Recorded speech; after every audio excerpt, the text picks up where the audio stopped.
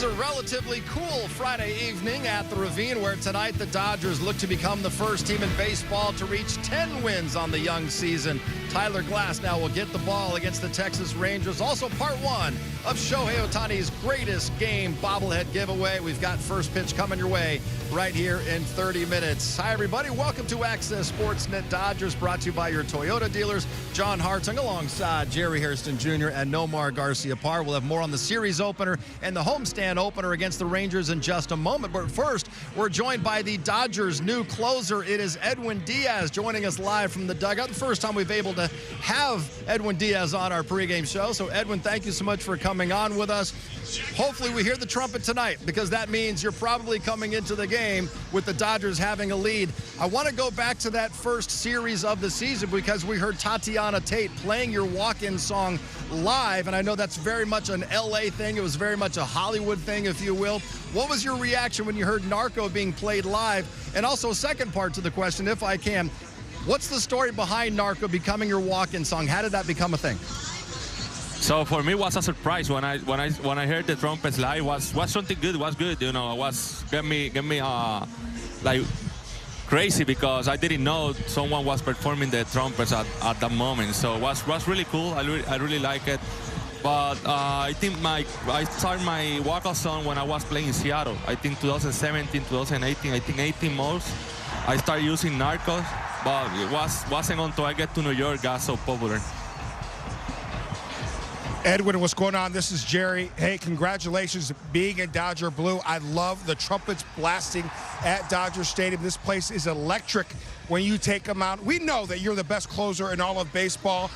That is your talent. But I want to know also, do you have any other talents off the field? Can you sing? Are you a good dancer? Are you a good cook? What are the other talents that maybe fans aren't aware of? I think I'm more singer than dancing and cooking, so I think I don't like to sing in front of people, but if I have to, like in my house, yeah, of course. With my kids, they like music, so I like it too. So when we had the chance to spend time together, we sing and we enjoy the time. Well, I'll tell you what, Edwin, I just saw Mookie Betts playing the guitar very well, too, on his IG. Everybody knows up here I'm a very good singer. No. Me, you, and Mookie, we can form our own band, brother. Let's do it. Let's get the band together. No, that's the problem, Jerry. You like to sing in front of people. You're terrible. But, you know, in front of people, I don't think in front of people I can sing. So I keep it down in my house.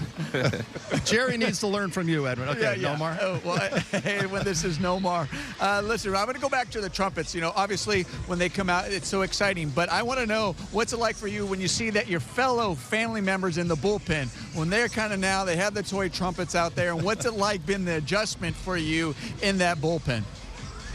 You know, it was really fun to see all those guys with the trumpet, the two bullpen catcher and the trainer. You know, I saw the video after the game. One of the reporters asked me if I saw it. I said, no, let me go to my house and see the videos. And it was really fun. It was really fun. You know, that's something that I think everyone enjoys, that walk-up song. Like, that's something good. Like, put the fans in vibe, you know, put me in a good mood, you know. If when I see all the fans' reaction, all they react when I'm coming to the game, so that pump me a little bit more, and that, you know, put me a lot of weight in my back, because I want to do always my job. I want to win the game. So I know all the fans are supporting me, so that's a plus. And at the end of the day, if I do my job, everyone will be happy. Well, Edwin, we obviously love having you here, and as the schedule would have it, your former team is going to be here beginning Monday night. I know it's going to be a much bigger deal when you go back to New York and the fans are able to say hello to you as well as your former teammates. But if you get a chance to face those guys Monday, Tuesday, or Wednesday, what do you think that feeling is going to be like for you, facing guys that you're friends with? I think will be fun. You know, I got a good relationship with all of them. You know, we keep always talking. You know, they call me, I call them. You know, I spent 7 years there, and you know, they treat me like a family. And you know, can't wait to see all those guys. You know, say hi to all of them. And then, you know, if I come into the game, I will do my job. You know, I will go out and compete against them, you know. Because at the end of the day, if I give us something to them, they will call me and talk to me. So I prefer do my job and win the game. And then if they say something, I got something to respond to them. And when I go back to New York, you know, see all those fans, you know, they support me for years, 7 years. You know, will be something fun. My family will be there, so will be a good memory. I got a good memory from New York, so can't wait to be there and say hi to everyone. You definitely want to have those bragging rights. And I also want to talk about your brother, Alexis. He was here, played for the Dodgers. I want to talk about your dynamic with your brother. Do you guys talk a lot? I know he's that younger brother. Did he always follow you along in Little League when you guys were growing up? Yeah, in Little League we didn't play together because I'm 2 years older than him, so we never played together. But yeah, my relationship with my brother is great. You know, we always talking, you know, about pitching, about family, about everything. You know, whatever I need, I call him to ask something. If he needs something, he call me, and we got a good relationship. I'm really happy for him because, you know, he's doing way better this year. He's pitching way better, so I'm really happy. I hope he can be in the big league soon. Well, I want to stick with the family here because I know your family, it's an adjustment. Obviously, you spent so much time in New York. Now you're here in L.A., and I'm wondering how the family has adjusted. Do they like it here in L.A., and do they have a favorite place yet here in Los Angeles? You know, my family is still back in Puerto Rico because my oldest son is in school, so they come in May. They came to the opening week, and they fly back home. But they coming now in May, so can't wait to have them here and start exploring LA. But so far, the time they was here, they did enjoy it, they did like it, so that's a plus for me.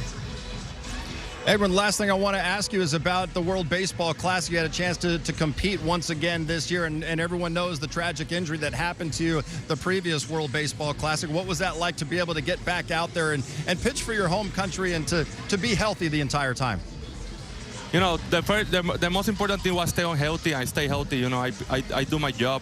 I prepare myself to be ready. And, you know, had the chance to play in front of my family back home in Puerto Rico was great. You know, I think that was one of the things I did WBC because it was going to be my first time to be playing in front of my family, in front of all the fans in Puerto Rico.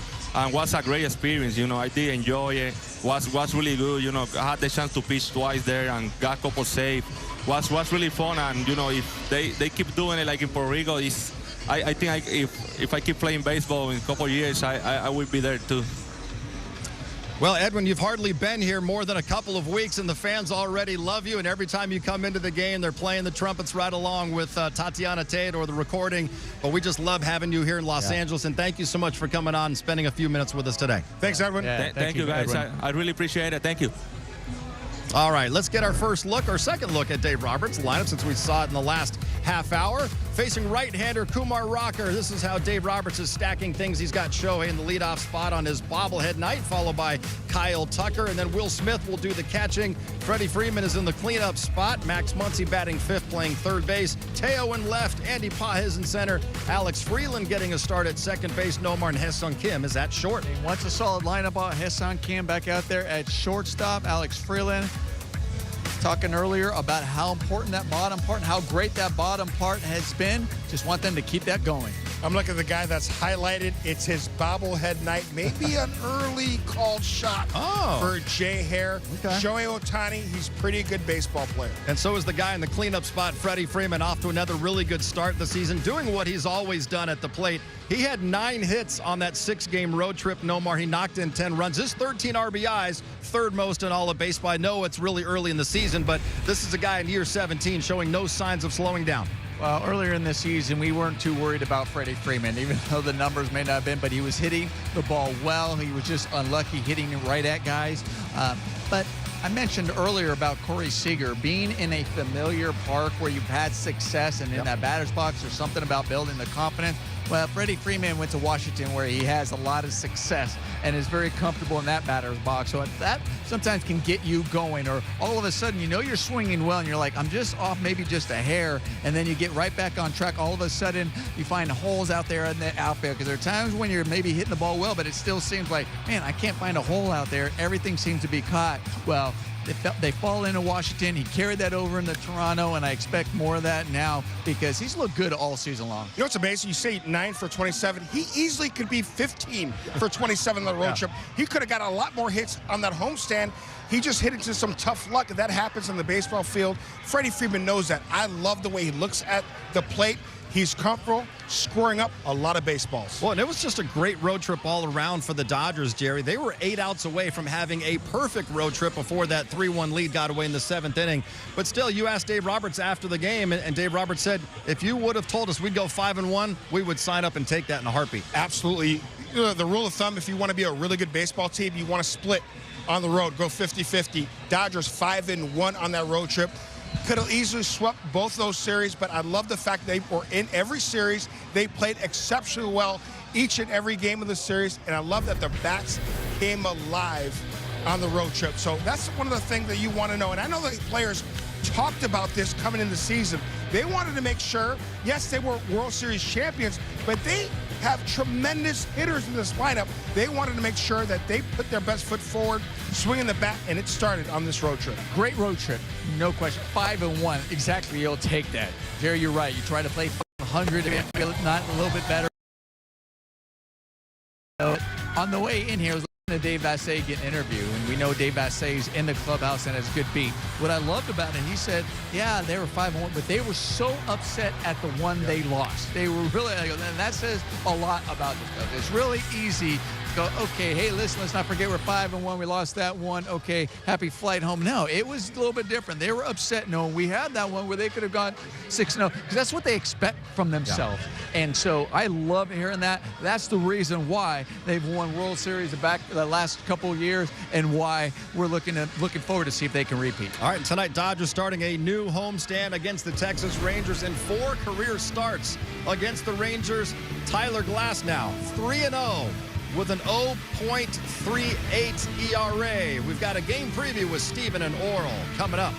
Plus, after 2 weeks in Dodger Blue, Kyle Tucker is feeling right at home in Los Angeles. Kirsten talks one-on-one with King Tuck. That is coming up. Up's a winner, winner. Get it with my Smash Jack.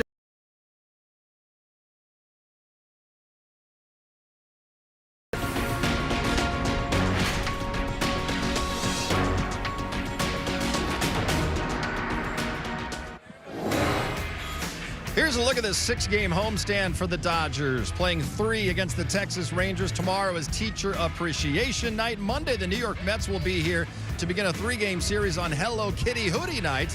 Wednesday's series finale is Jackie Robinson Day. That one on ESPN. The rest of the games right here on Sportsnet LA. The Dodgers were back home, able to enjoy a nice off day yesterday. Now it is back to work in a battle between first-place teams, the Dodgers and Texas Rangers. Right now, let's head upstairs and check in with the guys who will call tonight's game. It's Steven Nelson and Oral Hershiser. Hey there, Steven. Hey, John. Hey, fellas. Oh, it's great to be home. Granted, though, the Dodgers made themselves at home in D.C. and Toronto. First road trip. Couldn't do much better than that at 5-1. They would like to repeat that success of the next 6 games here at Blue Hat. Yeah, you know, the first homestand, they kind of hammed and egged it. You know, the offense was good enough when the pitching was not as good. And all of a sudden, on the road, though, the bats started to explode. And that's an awful lot of fun. And I'm thinking tonight, we might see a home run from Ohtani, because Will Smith on his bobblehead, he hit a game winner. So I'm liking the fact that these fans came early. It's a great night at home. We are here. It's going to be a sellout. And Ohtani might have a special night. Yeah, a bobblehead night blast from Ohtani. We have seen that a time or two before. Now we're going to see Tyler Glasnow, the Dodgers, shuffling the rotation a little bit here, getting ready for this series and these next 6 games. But what are you expecting out of the tall righty? Well, the big fella found some confidence in the playoffs, was put into some roles that really were not his, but he had a net below him, which was just go do it for us. And you know what? I think that confidence has freed him up. He's off to a much hotter start here in 2026 compared to 2025, and I think he's got a chance to get on a real big roll. If you were to split hairs for the Dodgers on that road trip, the offense was very different the first 4 games than it was the last 2 games, and now they're facing a Texas Rangers staff that is coming into this one red hot, having just swept the Seattle Mariners, and really it was because of the pitching, John. So we'll see if the Dodger bats can wait back up against some tough competition here at home. I wonder what the Texas Ranger legend sitting right next to you is thinking as we approach first pitch. Okay, easy on the legend part. I mean, that was... No. Well, it was on the golf course too, John. I mean, that's what I'm saying. I represented, me and Phil Nevin represented the Texas Rangers for Major League Baseball, and we were this close of winning the championship, and Aaron Hicks edged us out and won and beat Phil Nevin and I, and we did represent the Texas Rangers. I think your problem was wearing John, number 25 with the Rangers, yeah. Yeah, what's that? John, what's Matt's that, not my strong suit. Matt, is this close to winning? Is that first place or is that not first place? It's not first place. It's not. We came in second, and that's first. Got it. Yeah. Yeah, loser. Nelly, Okay. Bulldog. We'll see you guys coming up at 7 o'clock. All right, we're getting closer to first pitch. Tyler Glass now 1-0 with an ERA of 3 in his first 2 starts this season, about to take the mound for start number 3 facing the Rangers. Plus, the offense been scoring in bunches. We'll talk big innings, and Kirsten goes one-on-one with Kyle Tucker. That is next.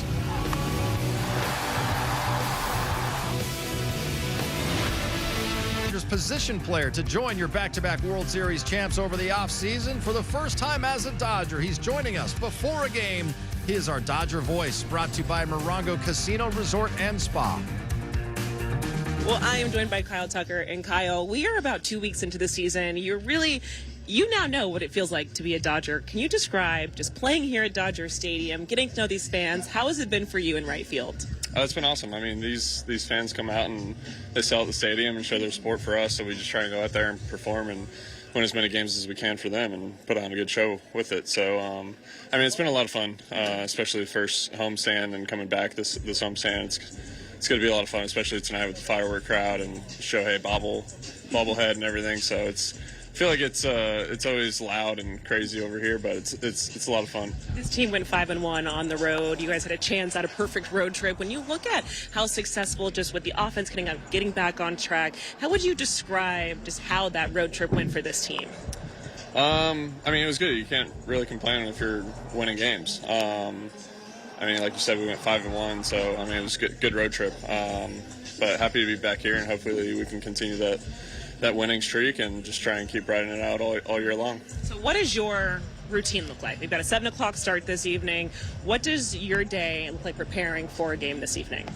I mean, I'll come out for BP and throw and kind of go stand and ride and see if I get any balls hit to me. A lot of the guys either go the other way or pull it to left, so I only got a few reads out there today, but that's kind of what I do during BP is just kind of throw, warm up, and then go out and ride, just get a feel for fly balls and or ground balls coming at me, and just try and get more acclimated to whether we're playing at home or on the road. Just kind of got acclimated to the field, and then kind of go inside, hang out a little bit more, and then probably an hour and a half maybe before the game, I really start trying to lock in for the game and try and get prepared and go into the cage, hit a little bit, just kind of go over the scouting report. We were on the road. You told me, I believe when we were in D.C., you said as you were trying to kind of get back on track with your swing, you're someone who just likes to keep swinging, getting through the ball, and understanding where things are at. How would you just say kind of where your swing is at this moment? It's not bad. I want it to be a little bit better than it is right now. I've kind of fouled off or missed some balls that I feel like I should have driven for extra base hits or homers, but that's also kind of part of the game at times. You're not going to hit everything.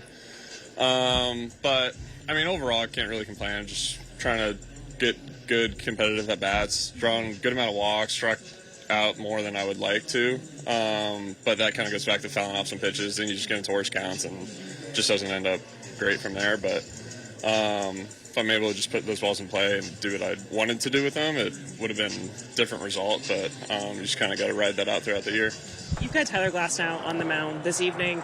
He is someone 2 starts so far this regular season. It's a lot of swing and miss. He's facing a team in which that tends to be the trend for him. What is it like for you playing in the outfield when he's on the mound? I mean, it's been fun. I mean, our pitching staff's done a phenomenal job so far this year, and they get strikeouts when they need to, and let us play defense behind them when they need to. So, I mean, they just go out there and give us all they can every single inning and every single time they go out there. So it's been a lot of fun watching and playing behind our pitching staff so far. Dodgers have scored in 38 innings this season. They've had 19 one-run innings. They've had 19 multi-run innings. The breakdown, 9 times they've scored 2 in an inning, 3 times they've gotten 3. They had 6 4-run innings, and they've had 1 5-run inning. That was last Friday against the Washington Nationals. With that, let's do some shot calling, brought to you by your Toyota dealers. Jerry, the Rangers were one of your 9 stops in your big league career, so you have the honors tonight. Yeah, I got a standing ovation, John, when I went back there. The fans were so happy I wasn't a Ranger again, but I digress. I'm going to my call shot. I need a baller, shot caller, and that is the Big Show. Big Show, Shohei Ohtani. It's his bobblehead night you know he's in for a monster night. All right. He definitely. Safe pick. I like it. Yeah, doesn't disappoint. But I'm going, Kirsten interviewed him today. Listen, he has just been barely missing balls. He's just fouling off pitches, but he's right there. I think today he has a big day. I'm going with Kyle Tucker. I like both of those calls right there. You guys go 1-2 in the lineup. I'm going to skip down to the cleanup spot and take Freddie Freeman because I believe in riding the hot hand. He just got off a 6-game road trip. He had 9 hits, 10 RBIs. Fab Five Freddie's going to continue swinging a hot bat tonight. And our producer, Stu, is going to take Will Smith. So we're taking the top 4 guys in the lineup to do damage against Kumar Rocker and the Rangers. Getting closer to first pitch, an old friend Corey Seager has been gone for 5 seasons. This will only be his 2nd game at Dodger Stadium as a Ranger. He got hurt after the first game a couple of years ago when he was here. Dodgers and Rangers just minutes away. Access Sportsnet Dodgers is brought to you by your Toyota dealers. We make it easy. Professional grade. The plate tonight, catching Tyler Glasnow, making his 3rd start of the season. Jerry, his first since he struck out 9 Nationals last weekend in D.C. What will be key for him today? Well, really more of the same. That fastball command, getting strike one. When he gets ahead, it allows him to use that fastball. He can elevate it, allow him to use the slider and that breaking ball. 3 elite pitches. He's pitching with confidence. That poise.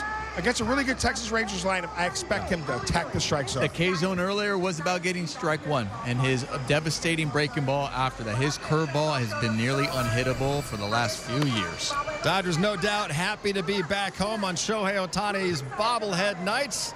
Looking for a win in the series opener against old friend Corey Seager and the Texas Rangers.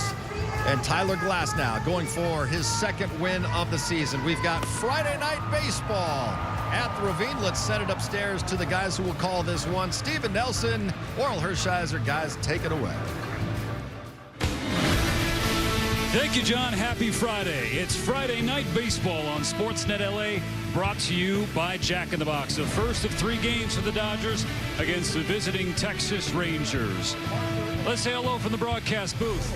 Riding shotgun with the Bulldog, Oral Hershiser. I'm Steven Nelson. Kirsten Watson is with us as well. Wherever you may be and however you may be watching, it's great to be home. It is great to be home. And you know what? That road trip wasn't pretty special, too, at 5-1. But it is very nice. They had a home off day, and now we're here. And some not-so-breaking news. The Dodgers good. Really good. The best record in baseball out of the gates. Yeah, this offense has been exploding. It has been carrying the team. The pitching has been solid.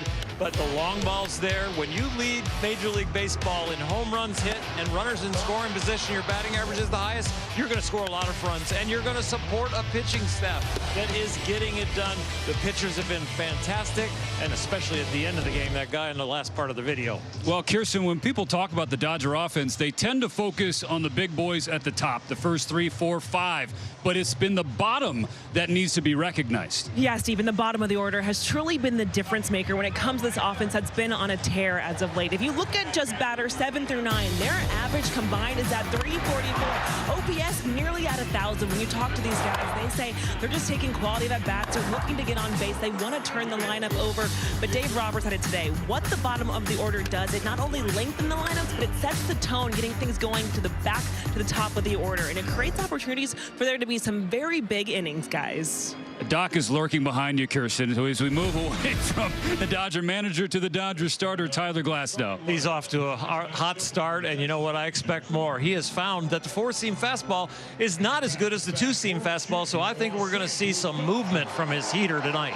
What we definitely have seen so far on this Friday is a lot of people showing up early to get in line for one of those. Shohei Ohtani in his first bobblehead night here in 2026. First pitch coming up next on Sportsnet LA.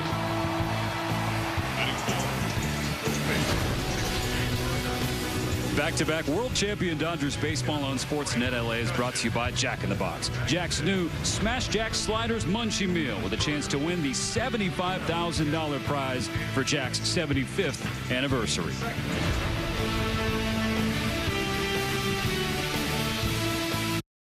Spending your money on products that just don't work? That's why new. For a celebration unveiling of custom-designed art installations to help brighten the campus and restore a sense of community for the students. They also had a recess takeover with America's Catcher. The school was destroyed in last year's Palisades fire. The students currently learning in temporary structures. Just a wonderful gesture today by Will and his wife, Kara. And you've got Will Smith behind the plate now. Nomar, the three-time All-Star catcher, off to a .270 start this year and a couple home runs. Well, he's off to a great start. He looked outstanding. I mean, well, obviously, we know we love America's catcher, Will Smith, seeing back there, but I also think it's just tremendous. You see all of these guys, what they do outside of the game, you know, to the community, because they appreciate being here in Los Angeles, and obviously the love goes both ways with Will Smith. I'm so glad you brought that up, Nomar. These guys continue to understand what it means to be a Dodger, and they make sure they go out there and help these kids all over Los Angeles, and these kids will never forget it. America's catcher, Dodger catcher for a reason. First of a 6-game homestand against the Texas Rangers. The place is already packed because it is Shohei Ohtani's bobblehead night. There is the big show. Not pitching tonight, but we will see him DH against Kumar Rocker. First pitch is coming your way right after this. We had our biggest loss of the season. Back-to-back world champion Dodgers baseball on Sportsnet LA is brought to you by Carl's Jr. Carl's Jr.'s new Western Bacon Chicken Sandwich with freshly hand-breaded all-white meat and for just $5.99 for a limited time. And by your Southern California Lexus dealer, who invites you to test drive a Lexus today. After a 5-1 trip on the road, the Dodgers return home, and Tyler Glasnow going to try and get this homestand kicked off the right way. So far this year, Oral, first 2 starts, not a lot to complain about with Glass. No, he has thrown the ball very well, relaxed, getting it over the plate, getting ahead, and putting people away. You see, this is the ratio of pitches that he threw in his first 2 starts, and the sinker at 0.91 has his best fastball. Here's the Old Spice fresh stats. Looking at Glasnow and his record against Texas specifically, 4 career starts against the Rangers. He's unbeaten at 3-0 in an ERA of .38. Now, Oral, but of the two of us, you were the pitcher. I believe, though, that's a number you'd like. That's really good. Yeah. And the names might have been changed, but his success has not changed at all. Whatever pitch it's been, they have hit it below 150, and his curveball over the course of his career, .048. Here's the starting lineup for first-year manager Skip Schumacher. Brandon Nimmo, the former Met, leading things off in right field. Wyatt Langford, talented youngster, in left. Former Dodger Corey Seager bats third at shortstop. Jake Berger cleaning up at first. Veteran DH Andrew McCutchen, to be followed by Smith, Jansen, and Young. Glasnow's first pitch is swung on and fouled back. A strike has his playing ball on a beautiful Friday night here at Blue Heaven. It is so good to be home. The Dodgers got an off day at home to get their mail organized, revisit with the families. Quickly 2 strikes on Nimmo. It just takes me back to my playing days of, you know, those off days, and get to get up with the kids maybe and have breakfast with them, hang out. You get a family day, and then you get back to work the next day. That's after, of course, getting the mail organized. Well, that's true. You don't want your credit rating to go down. You got to pay. That's a fact. The 0-2 from Glasnow. Just misses the top of the zone. High curve. The Rangers coming off a series sweep against the Mariners at home. They gave up just 3 runs in the entire series, but the offense has sort of been lacking. Nimmo pulls one down the right field side, and it hooks foul off the netting. Rangers have scored 3 or fewer runs in 7 straight games, a trend that the Dodgers absolutely would love to continue. If they can keep Nimmo off the bases and keep Corey Seager from getting hot, that would be a big step in the right direction of keeping this offense down.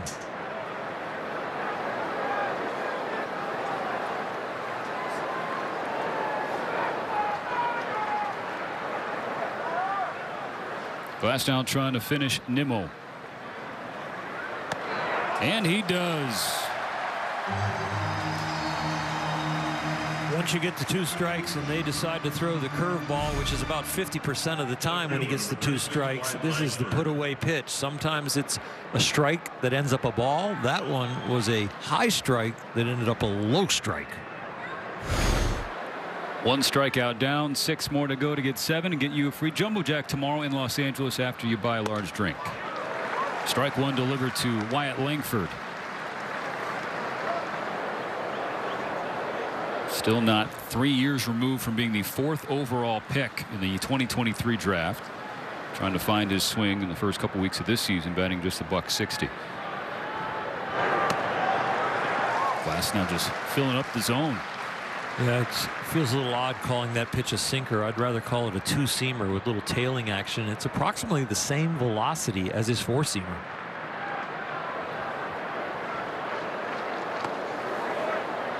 Pulls the curve, lone outside, a ball and 2 strikes, but he went 0-2 on the first 2 batters of the game.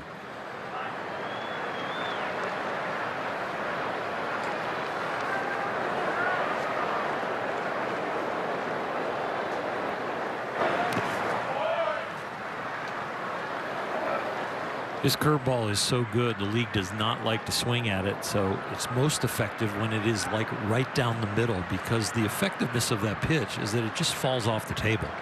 It's almost going straight down when it reaches the plate. From 0-2 to 2-2. Poke to Freddie Freeman at first base. He'll take it himself.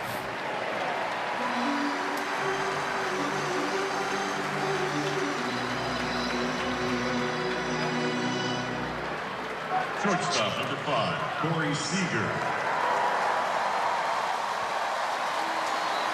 Set the table on him early. Nice ovation for a longtime Dodgers shortstop Corey Seager. He'll be swinging. He loves that first pitch. Couldn't hold up. Oh, they say he did. So ball 1 from Glass now. A lot of shoulder action, but it didn't really move the bat that far forward. Ooh. Boy, that's a swing. Hey. That's a swing. So the 1-0 now. An early helmet tap from Will Smith, the first ABS challenge powered by T-Mobile. The catcher is challenging to call a ball. In a year or two, you'll be able to challenge that check swing. Third, strike 1. So a successful first inning challenge for Smith, stealing a strike.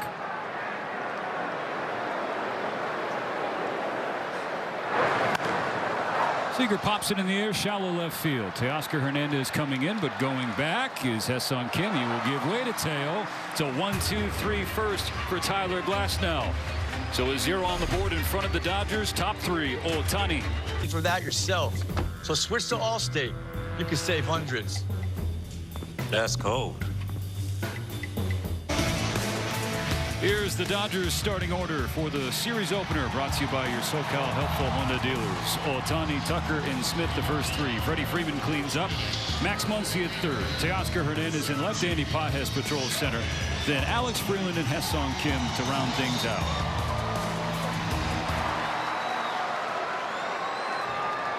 It's the right-hander Kumar Rocker getting the start for Texas. Here's his first pitch. Ohtani takes a strike. Rocker has been roughed up a little bit. He has outstanding stuff. We just hope he doesn't have his location tonight. If he's near the middle of the plate, I think they're going to hit him. Here comes the 0-1. This is down and in. Ball and a strike for Shohei, whose on-base streak continues. 43 consecutive games reaching base safely.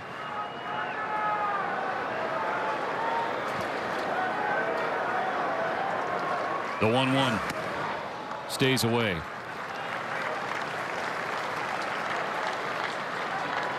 An on-base streak tied for the 8th longest in franchise history. Rocker delivers the 2-1. Swing and a miss. Sinker at 97.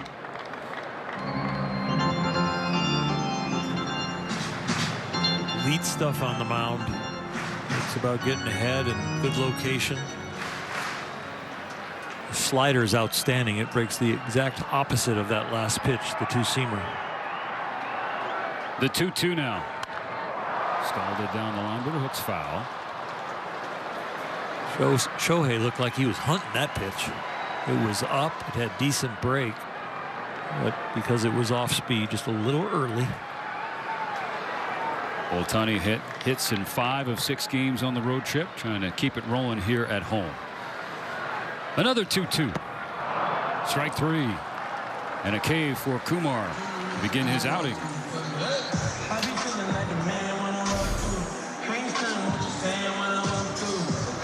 Two-seamer for him almost reacts like a changeup at 91. Number 23, Kyle Tucker.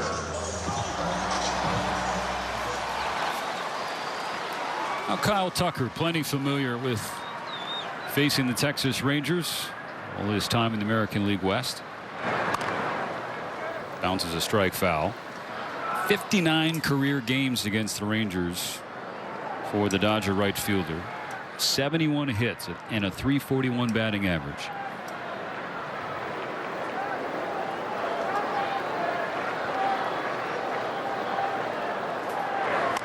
Bounces the ball right back to Rocker. Nice play on the bump for out number 2. And a nice athletic play right there. You're on a hill, and as you jump, you might end up in a different part of the hill. Kept his balance, kept his eyes on the ball, gloved it cleanly. Well done. Offensive rebound or defensive rebound gets the out. Will Smith.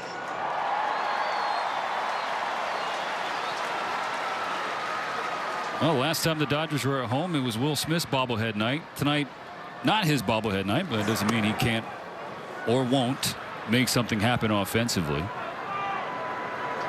Reached 4 times in the series finale against the Blue Jays on Wednesday.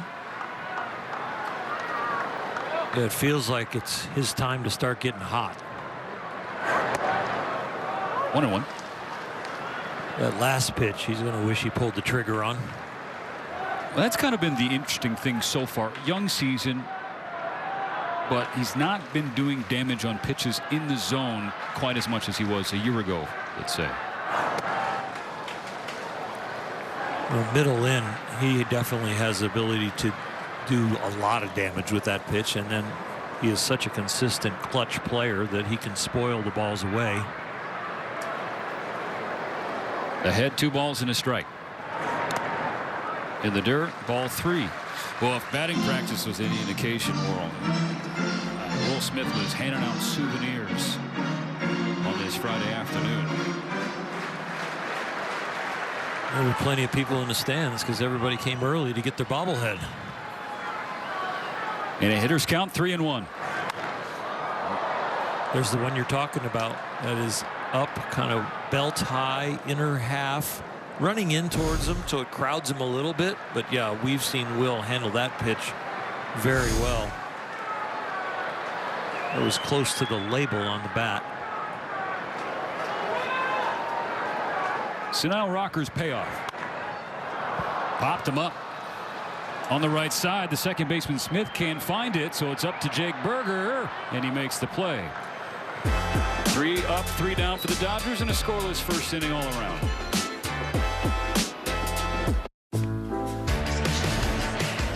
Jake Berger going to lead off the second inning for Texas, and in his career, it doesn't matter what uniform he has put on, he's enjoyed facing the Dodgers.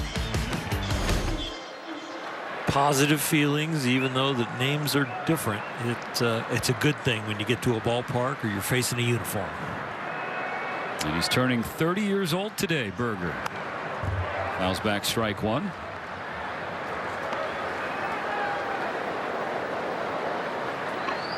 Four homers in 9 career games here at Uniqlo Field at Dodger Stadium.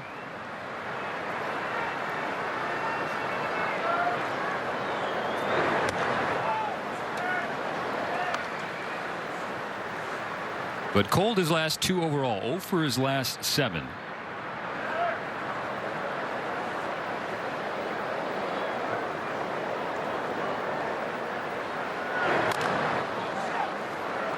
Little slider there, but Glass has defaulted to the curveball in the first inning. 13 pitches, 6 curveballs. I think that relates a lot to the 0-2 counts, because once he gets to a 2-strike count, a lot of times, 50% of the time so far this year, and a lot last year, he pulls the trigger on a curveball. Let's see the 1-2. It's a curve and a bouncer foul.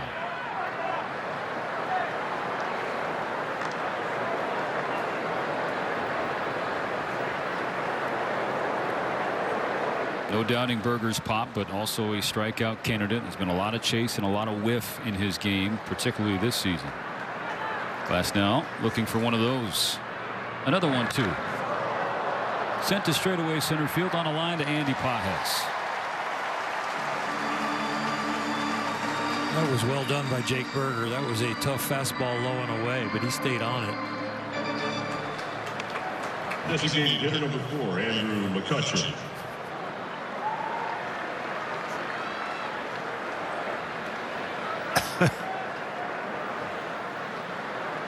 Do you ever order your burger not well done? I usually get it medium. Well, yeah, nobody on me. Andrew McCutchen swings through a strike.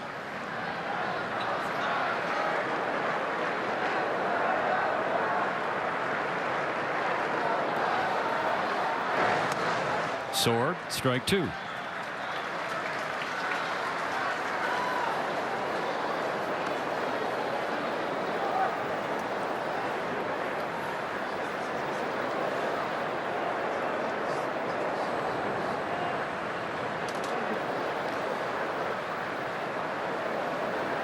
A longtime Pirate in his first year with the Rangers. He didn't sign until March, and then all he did was make the opening day roster out of camp. We had an OPS in spring training over 1,000, and he's batting .333 now, so he's taken the hot streak from the spring right into the season. 1-2. 5 straight All-Star games for the Pirates, 2011 to 2015. 4 straight top 5 MVP finishes from 2012 to 2015. That includes a win. There's a whiff on a Glasnow curve. Second strikeout of the game. 2 outs in the second inning. If I'm not mistaken, didn't he ask his wife to marry him on the Ellen DeGeneres show? I think there was something like that. I remember it. I remember his career in All-Star years, but I'm almost positive it was on a national TV show. Yeah. You're right. Thank you. First time. Glasnow pops the mitt of Smith with strike 1. Go from the experience of McCutchen to a young ball player in Evan Carter. Burst onto the scene in 2023. Helping the Rangers win the World Series that year. But has had struggles since, both with production and with health. Strike 2 catches the outside corner. Last year we saw Tyler struggle in his early starts, and a big tall guy to get his rhythm and to find his footing with his delivery being so tall. But this year, man, he has hit the ground running. And in this outing, I'm already so impressed with the counts and the way he's filling the strike zone and finishing off hitters. Something that he has struggled to do in the past at times. Needs a strike to finish the second. He is uber talented, and the sky's the limit for what he can accomplish in a healthy baseball season. If he's out there 5 to 7 innings every start, he could rack up the strikeouts. He could have a super low ERA. He could be one of the aces, if not the ace of the staff. And there's a lot of that potential throughout the Dodger rotation. Full count now on Carter.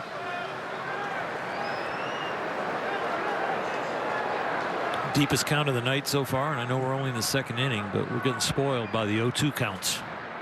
The payoff is low. The first base runner of the ball game belongs to the Rangers with a 2-out walk.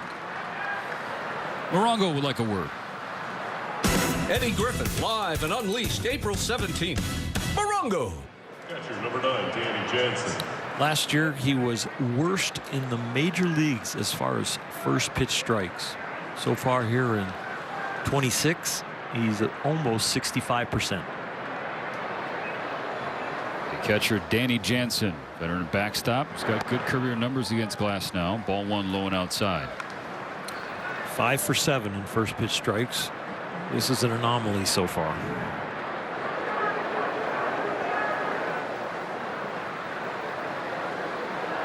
Runner goes. Smith's throw to second is high, and Carter gets into scoring position.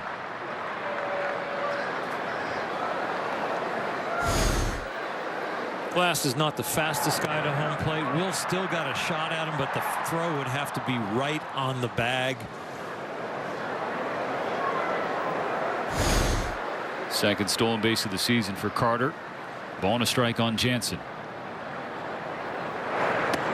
Sword, strike 2.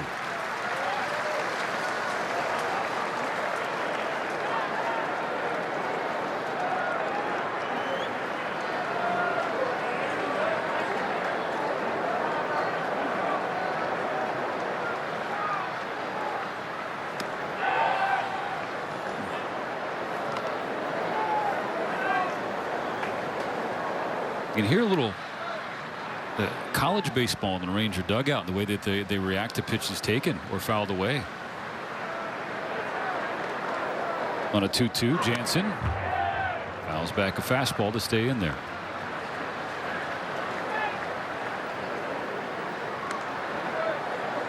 Going off a sweep of Seattle. Some energy in that dugout. Unless you come in to play the back-to-back world champions. Might go to the well and say, we better be on top of our game with these guys. That's 3. Hammer down to finish the second, working around a 2-out walk.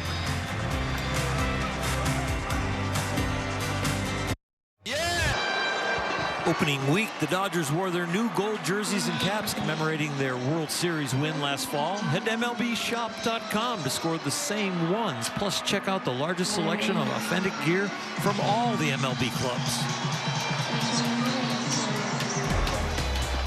Freddie Freeman getting ready to lead off the bottom of the second and try to continue this hitting streak, currently at 8 games.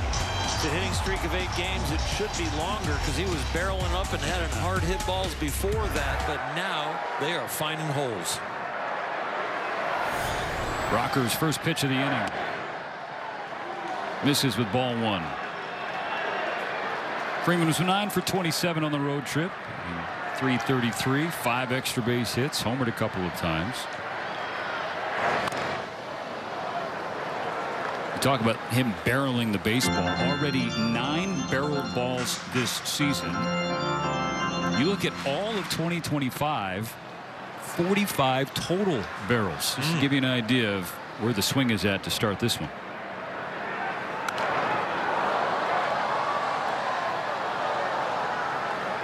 Everybody comes out of the year before with some stimulus or place they want to improve, and for Freddie, it just gets under his skin when he doesn't hit 300. On a 1-2 from Rocker. Freeman takes. And you're always looking for something to take your focus to another level. Come out of one season, go into an off season, and you come up with internal goals, but really not always results, but execution. Rocker puts a fastball by him at 97.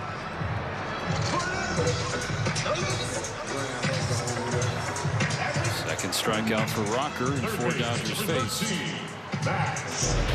Max Muncy facing his hometown team. 26 games lifetime against the Rangers. He's hit .304. Remember that grand slam hit there at Globe Life Field.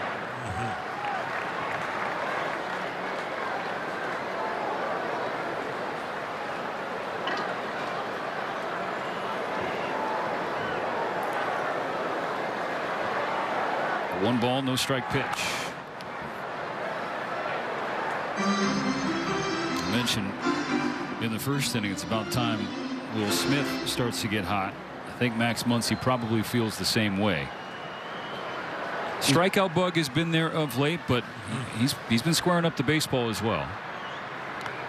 He's been really close of breaking out, but he's been pulling some balls that he's barreled up foul. A few different times where he has gone close to the right field foul pole with the distance, but just slightly foul. That's just a small timing issue. Times this one up pretty good. Max Power to the pavilion.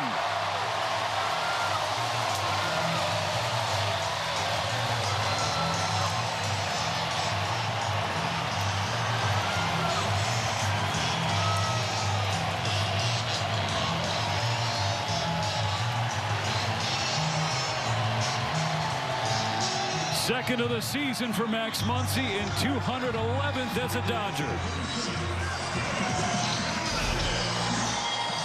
Really nice. Gets the foot down, lets the ball travel, and it's right center instead of right foul pole foul. And he got all of it.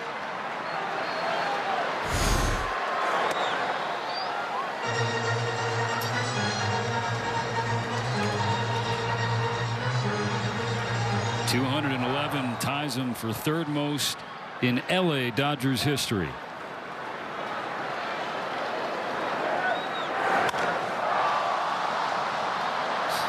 Teoscar Hernandez lines out to right center, 2 outs.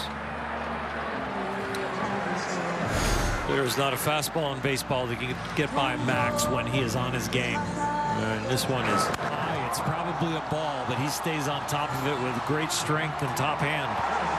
44, Andy Pajes.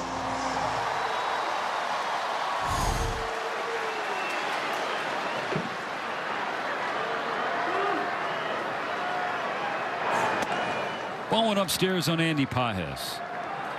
Dodgers with the early 1-0 lead thanks to Max Muncy. Well, this is the beginning of our Hall of Fame portion of our lineup. 7, 8, 9. They have been dominating.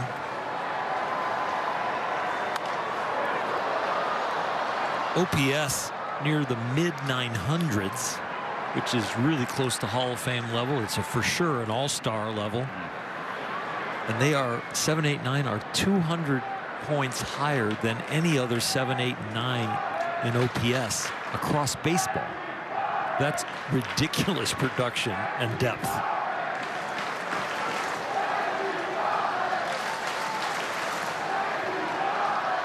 Andy Pajes chance here at home ahead of the 1-1. Checks his swing and jumps ahead. 2 balls and a strike. Coming off a 4 strikeout game Wednesday, which snapped his hitting streak. Tied his career high with those 4 Ks. So trying to get back on the bike. 2-2.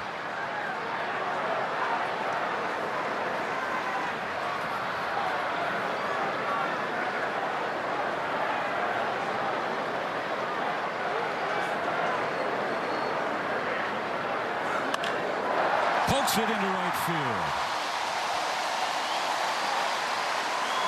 Another example that he is turning into a professional hitter.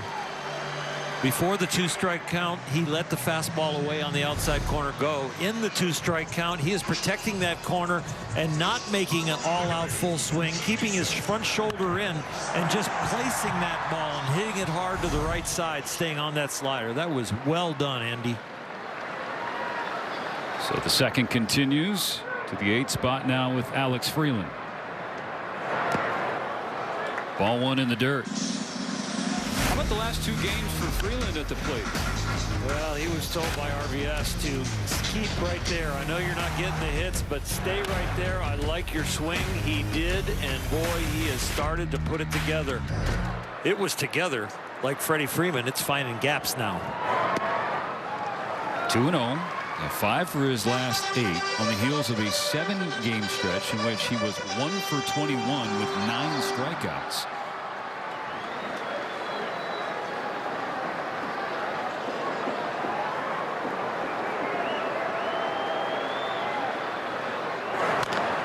Bouncing ball right side. Smith charging in from second for the last out. Pajes stranded, but Muncy was not. Came all the way around. Descriptions of this game may not be disseminated without the express written consent of the Dodgers.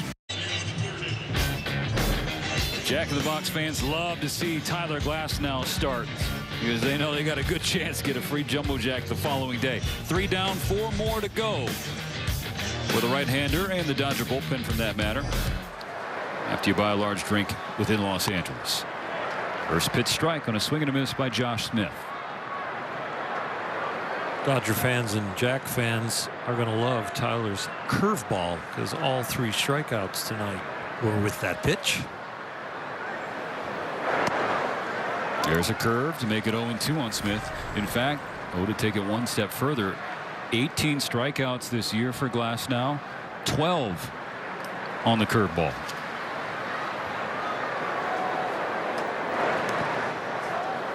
He's trying to make it 13, but that one spiked. 1-2. And it doesn't matter what count they're in. The curveball is hard to hit. The league is 3 for 23 off of it.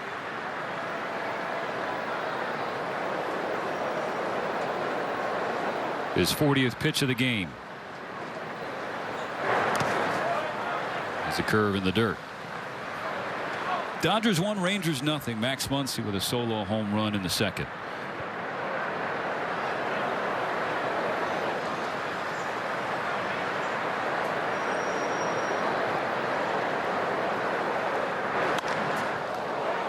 Punch the other way. It's a fair ball squeezing just inside the line. It ricochets out towards Teoscar Hernandez. And that's some batted ball luck for the Dodgers as it holds Smith to a single.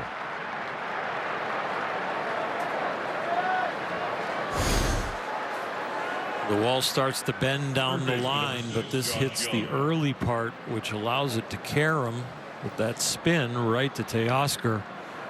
If you don't have your head on swivel as the batter runner, you're going to get thrown out, but his head is up.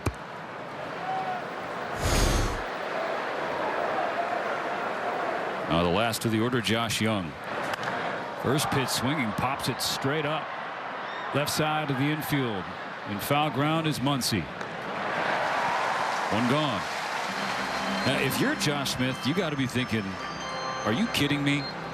Because he has gone now 36 at-bats without an extra base hit, and that had his first one written all over it. He was trying to stay back because of the curveball, and doing that got fastball, sliced it down that line with some side spin, and that took it into the first wall, which held him to a single. Back to the top of the order, Brandon Nimmo. Ball 1 downstairs to him.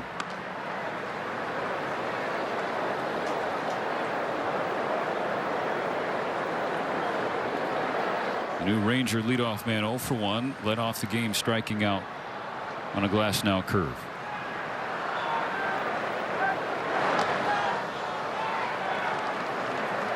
One of the more surprising moves of this past offseason was the trade between the Rangers and the Mets. Brandon Nimmo going to Arlington, Marcus Semien going to Queens. Couldn't hold up, ball and a strike. Yeah, 2 quality pieces, but just changing cities to kind of wake them up a little bit, and also for the different parts of the order that they needed them. Texas looking for somebody at the top. Semien with the Mets, more of an RBI guy they're hoping.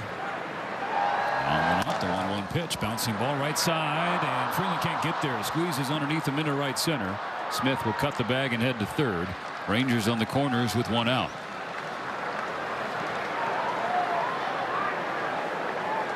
If he dives and gets the glove on it, he's probably getting no one. So he tried to stay on his feet to get to this ball, so to possibly get the flip from the glove for the force out at second. And I think it was a good call to make that effort. The main thing you lose, though, is that runner from first gets to third. Tying run 90 feet away, only 1 out.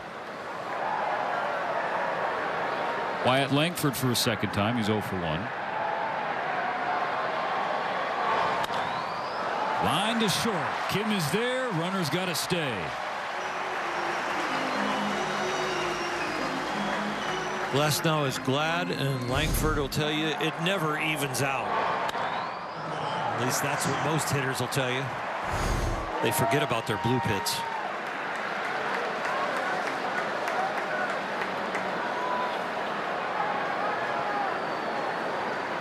Not out of the woods yet.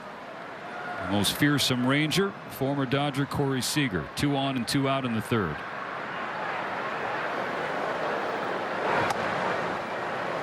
First pitch misses inside. Glasnow, based on his body language, did not think that missed by much, if at all. Seager, career .319 hitter with runners in scoring position. Every pitch for me is like it's 0-2. I still feel like if I'm pitching to Corey Seager with this lineup and what's around him, I still feel like I have a base open, even though it's second base. Early in the game, elite stuff against an elite talent.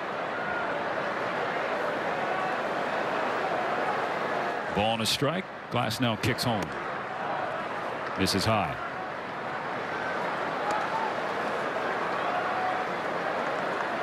Seager in year 5 of a 10-year, $325 million contract he signed with the Rangers. He's going to turn 32, if you can believe that, later this month.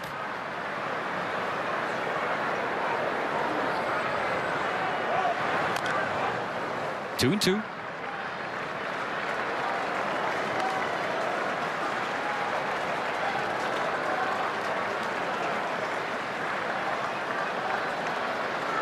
Seven really fun years here in LA. Really productive ones too. Glasnow exhales. The 2-2 pitch is in the dirt, well blocked by Will.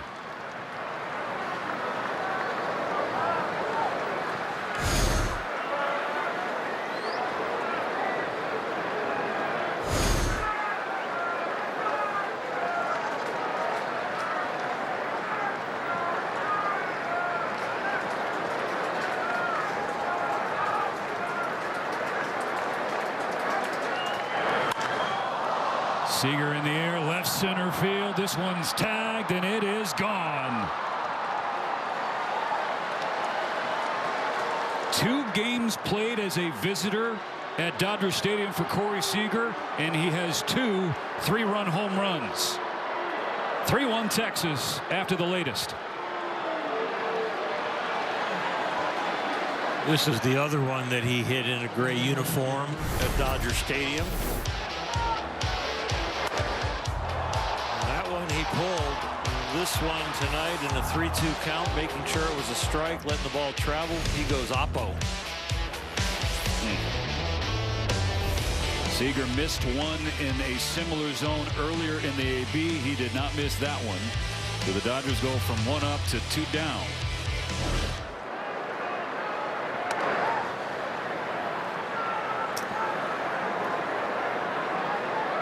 It's a tough one to swallow, a 3-2 count with a base open. The runner on first is because there's 2 out.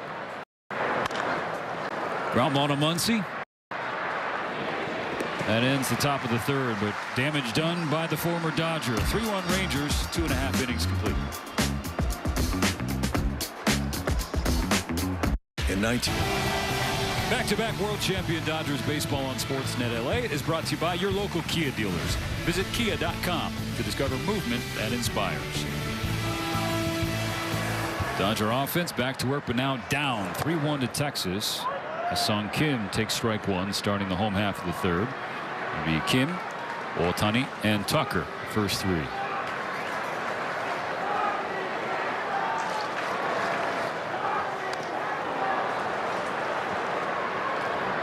And 2, and Danny Jansen had to wear that one. That got a major piece of him.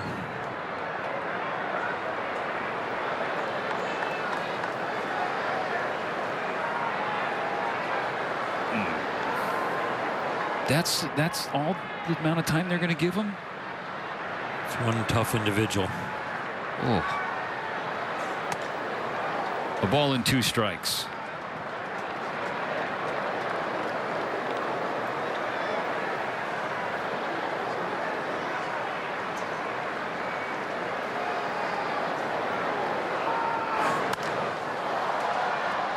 Poke foul will do at least one more.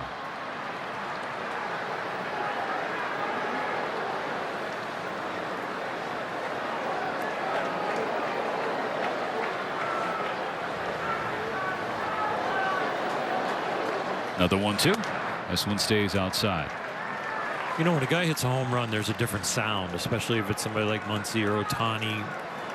But for me, Kim has a different sound now. And he's stronger, and he is making better contact.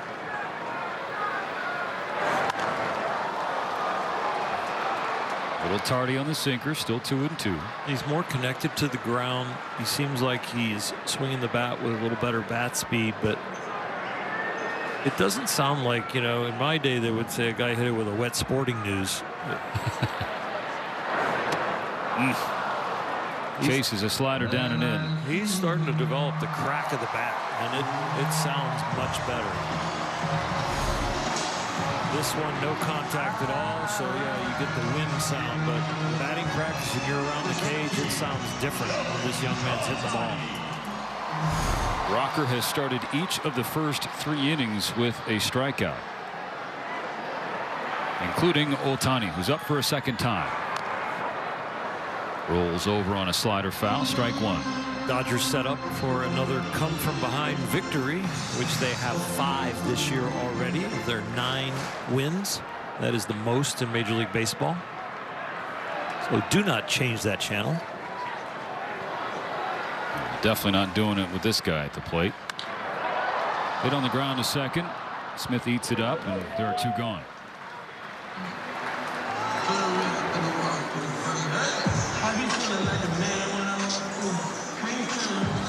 Kumar Rocker, 3 times drafted, twice within the top 10 of a draft. Controversial selection when he went 10th to the Mets in 2021.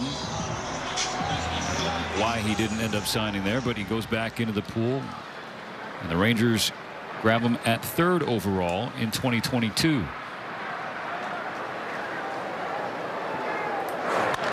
Kyle Tucker pulls strike 1 foul. Tucker grounded out to Rocker in the first inning.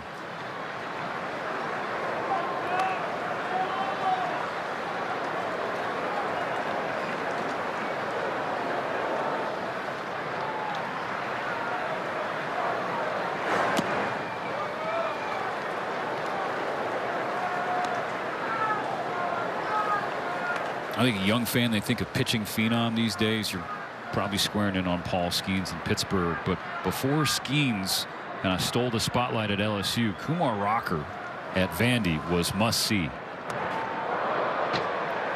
LSU has had some great arms come out. Vanderbilt is almost like a pitching laboratory there, the way they bring pitchers out. I mean, for a Dodger fan, you got to think of Walker Buehler.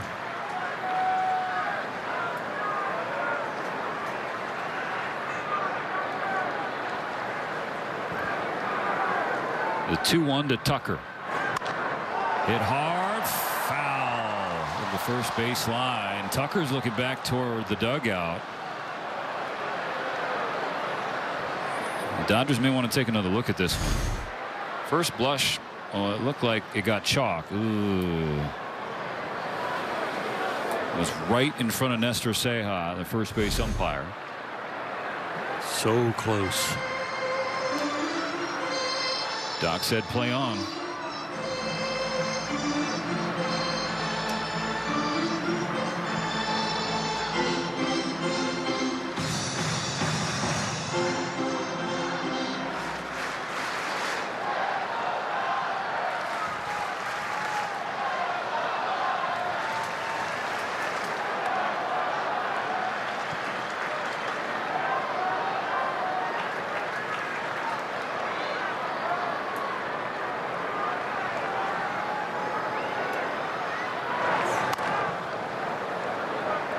Tucker spoils the slider. In the last homestand, his first as a Dodger, with the breaking balls that seemed to give him fits.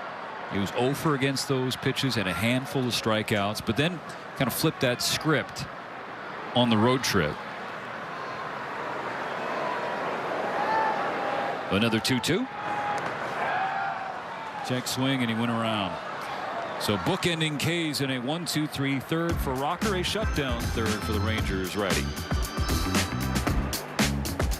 The first 40,000 fans on April 15th will receive a Jackie Robinson jersey presented by UCLA Health in commemoration of the first Dodger championship in 1955. Visit Dodgers.com/promotions.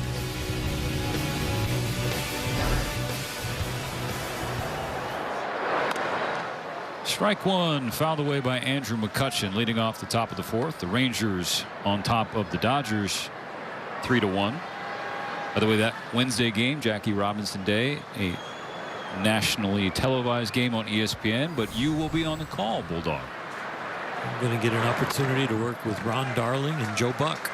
So I will miss you, but it will be fun to do a game with those two gentlemen.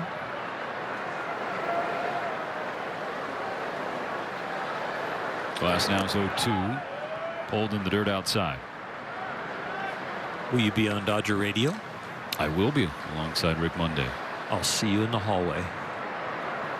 You won't be too cool for school because you're Mr. National now? I don't know if Joe likes to keep the door locked.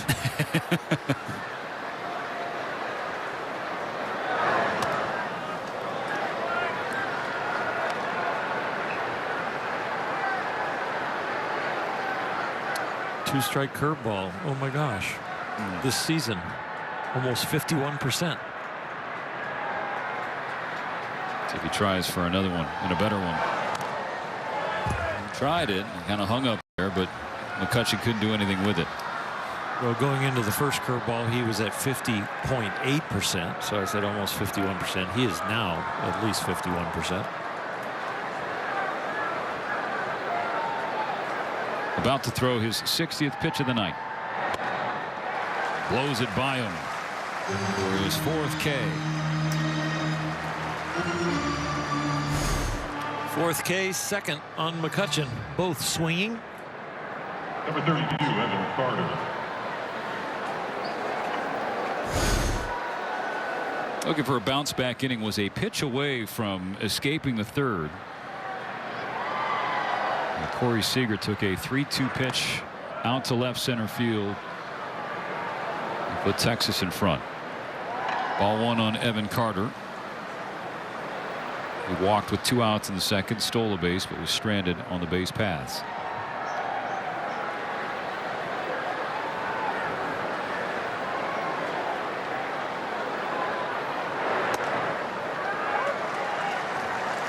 That was a nice two-seamer that came back and caught that inside corner. That is perfectly located. The hitter sees it at their hip or on the inside too far in, and then it just leaks back over the corner. Can you delve further into what you brought up earlier? Because two-seamer, sinker, some fans may think they're one and the same. What differences? A sinker, for me, the pitcher gets in the same grip as a two-seamer, but he gets more to the top of the ball or almost the front of the ball. Ooh, nasty curve, back-to-back Ks to start the fourth. Tyler and most four-seam fastball guys, when they switch their grip to a two-seam, they're still on the back side of the baseball. And so backside of the baseball, but having more cowhide rotating through the air, which makes the ball heavier and makes it then glance off the air, usually to your arm side. But the sinker, when you get to the top of the ball and create a little bit more angle, which he did right there a little bit farther out with his release point, the ball has a tendency not only to glance towards your arm side, but actually go down because of the access of the spin.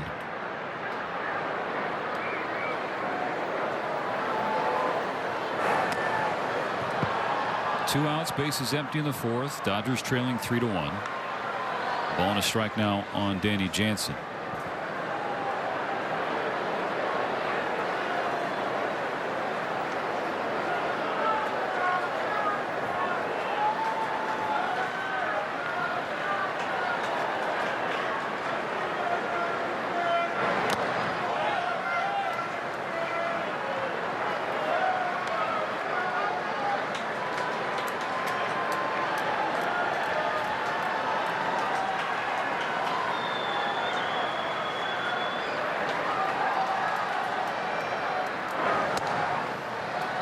Three and one now.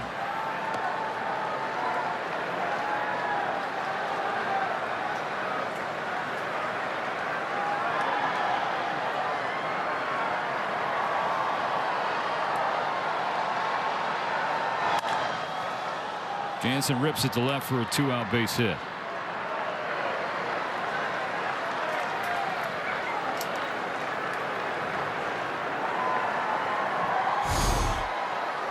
I'd rather go strength against strength than walk him.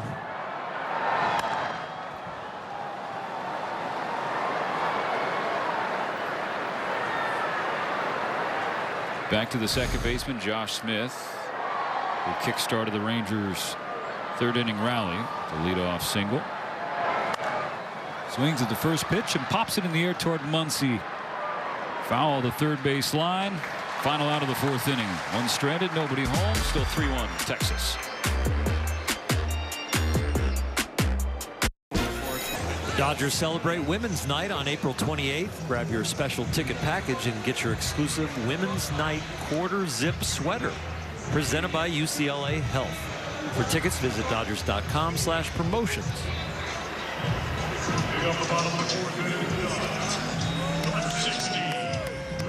A lot of ball game left. Dodgers trailing the Texas Rangers 3-1 in this series opener. Heart of the order coming to the plate, starting with Will Smith.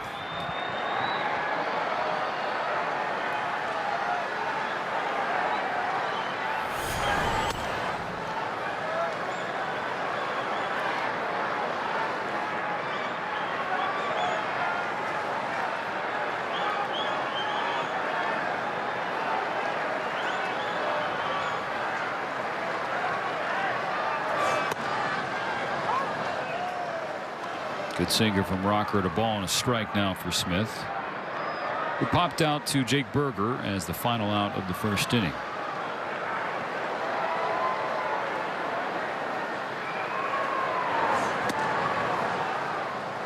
Wave and a miss at a slider. 1-2.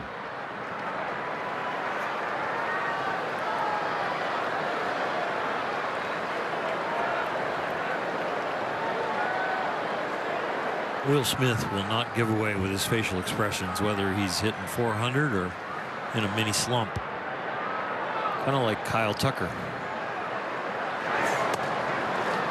Now strike three down the pipe, and a fourth consecutive inning that Rocker kicks off with a punch out.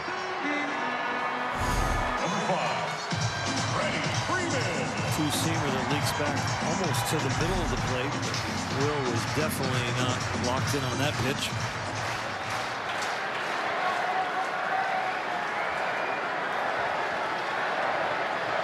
Freeman, one of the 5 Rocker strikeouts.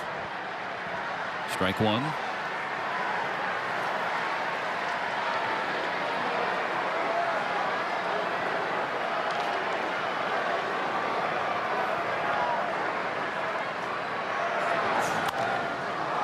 Quickly 0-2.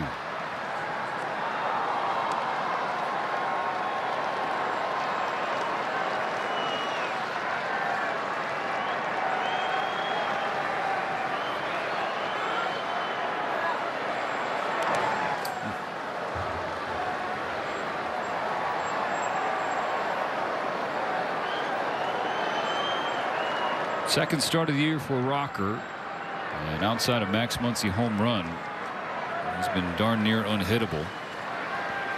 Tough luck loser in his season debut on Saturday against Cincinnati. The line for a win right now.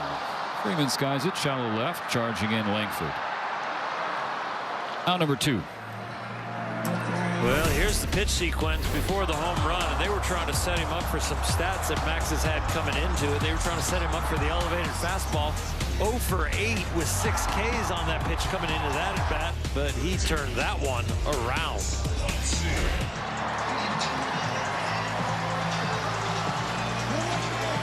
Home run was on an elevated cutter.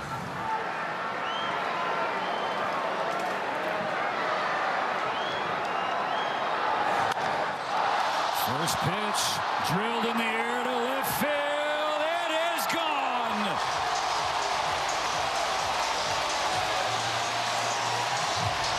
Two for 2 with 2 home runs is Max Muncy, and it's a 1-run game.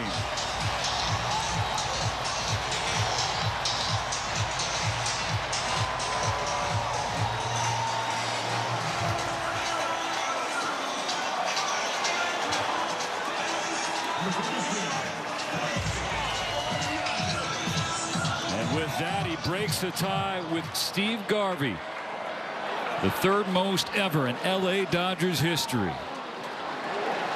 Penguin is next, followed by EK. And now his 20th career multi-home run game. That breaks a tie with Mike Piazza for the fourth most in Dodger history, LA and/or Brooklyn.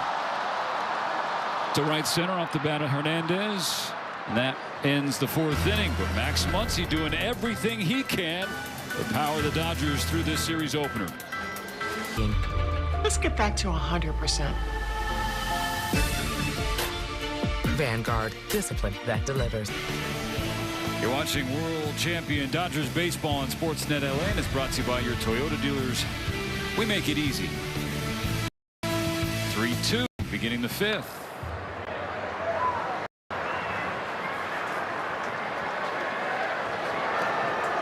9-1-2 on the schedule for Texas.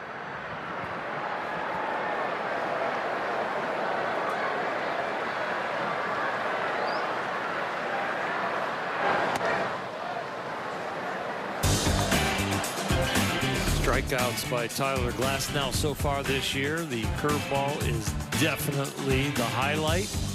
The highlight tonight is Max Muncy's home runs, but Tyler's curveball is right there on the notes. And Alex Freeland is right there for the first out of the inning.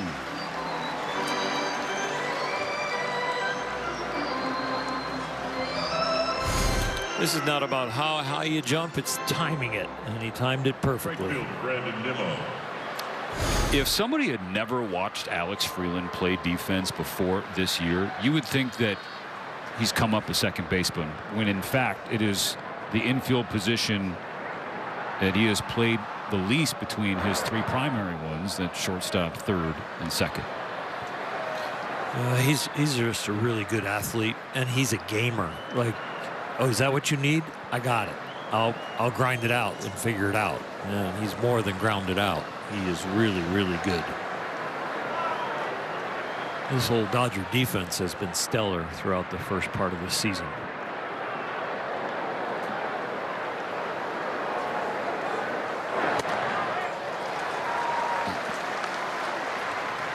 Kirsten Watson, what can you add on the Dodgers second baseman? Yeah, well, Stephen, when it comes to Alex, he is someone who's always taking in so much information from his teammates. Like, if you walk into the clubhouse, you will see him and be sitting next to Mookie Betts, Miguel Rojas, taking in so much information, asking questions.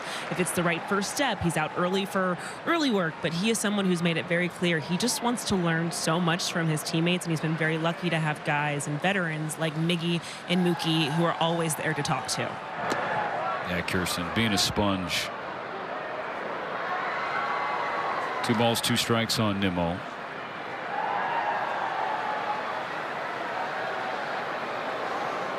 And if you're going to pick the brains of anybody, those two, yeah, they'll help. Flying in the air, left field side, going back Muncy. He makes the call and the catch. 2 gone.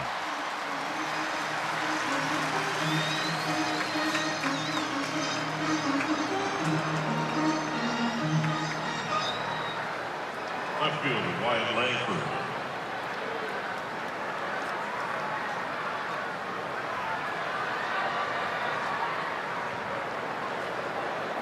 Third base is usually the hot corner, huh?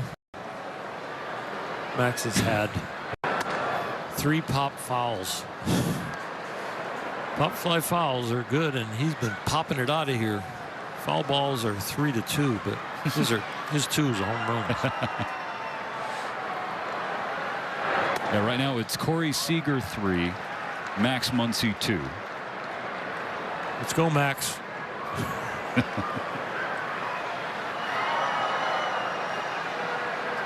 Corey Seager is on deck. A ball and a strike currently on Wyatt Langford. Hangs back, pulls it foul down the left field side.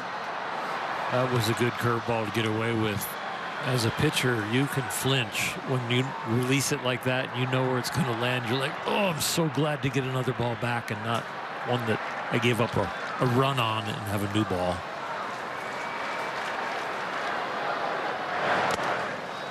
This is outside with the curve. Count squares up. Rangers have 4 hits tonight. All 4 of them have come on the fastball, for what it's worth.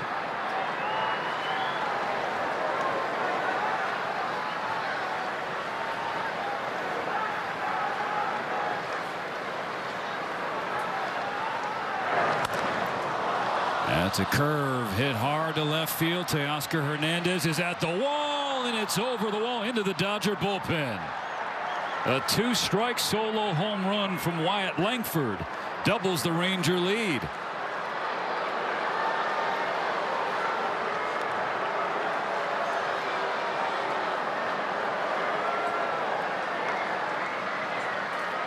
Shortstop, Corey Seager. There's a lot of talk around the majors heading into Friday and this weekend about the lack of slug around the league. That's all we're seeing here tonight in LA.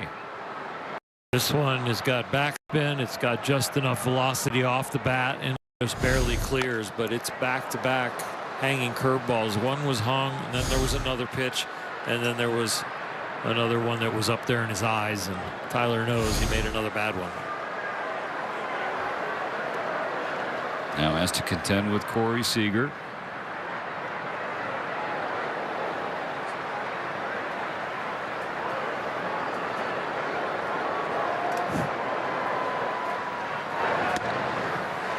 Waving a miss at a slider.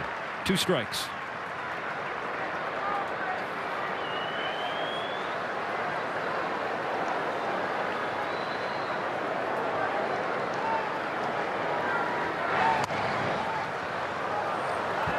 Both those home runs tonight on with 2 strikes. The one to Seager, and then the last one. He only gave up 1 all last year with 2 strikes.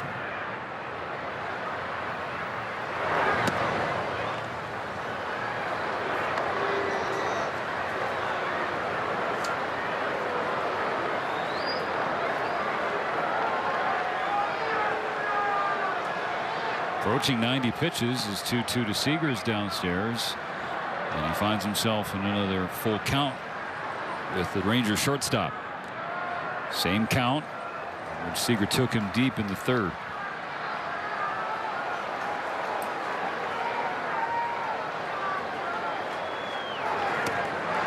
This time he gets him back. But Wyatt Langford's first of the year makes it 4-2 Texas. Every step along the way. As the Dodgers came back home before this series opener and first game of the homestand, a moment of silence for the late Davey Lopes, who passed away while the team was on the road at the age of 80. Just a few weeks shy of his 81st birthday. Member of the iconic and legendary infield here in Los Angeles, and a 1981 World Series champion. He was a great baseball player and a very nice man, a great teacher of the base running game, and it was a pleasure to get to know him, and coach for 5 different teams, including the Dodgers, came back, and of course part of the historic 8.5 years together infield with Ron Say, Bill Russell, and Steve Garvey. Davey Lopes will be greatly missed.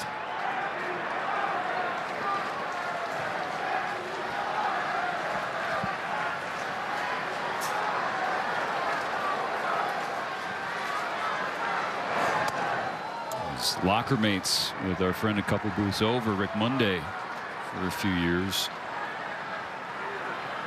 It was really heartwarming in the wake of that sad news about Davey's passing, and seeing members of the Dodger family share their memories, including guys like Matt Kemp. Funny stories about Coach Lopes at that point. Boy, if you don't steal this base, I'm gonna, you know what, trying to get them into gear.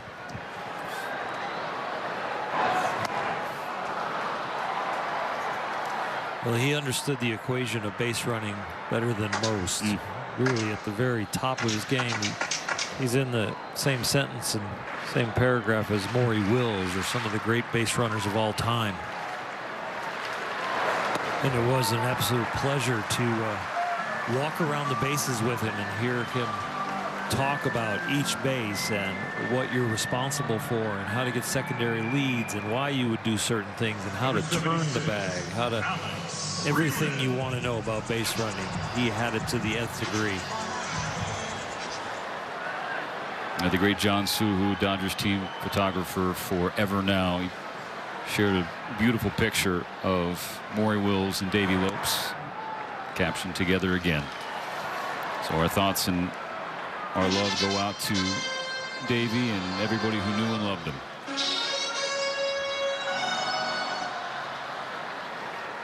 Here at Blue Heaven, the Dodgers trail the Rangers 4-2 in the bottom of the 5th, tying run at the plate right here with Alex Freeland.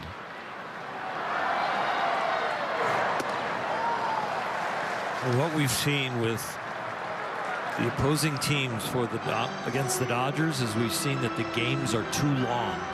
You don't lead Major League Baseball with 5 comeback wins in your first 12 games if you can't come back and don't have the talent to just keep pressing and pressing and pressing until you catch people and pass them and win the game. So this is not a comfortable lead for Texas against the Dodgers.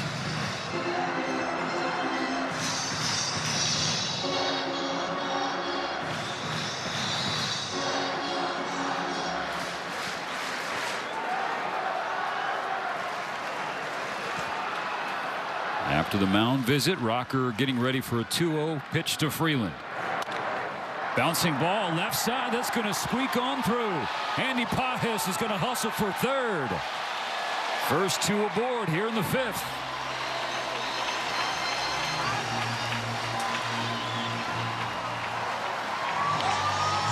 Pulled around to the right side, and they are all there, but there is nobody home at the conventional shortstop position. And Andy Pages does a nice job running the bases and not slowing down to slide at second when that goes through. Makes a good turn, as Davey Lopes would have taught him. And makes it a first and third situation.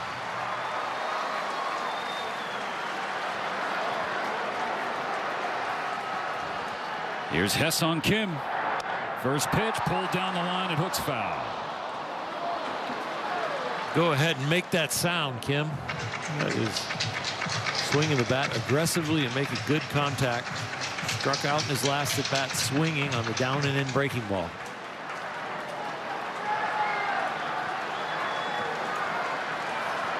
'70th pitch of the game from Rocker.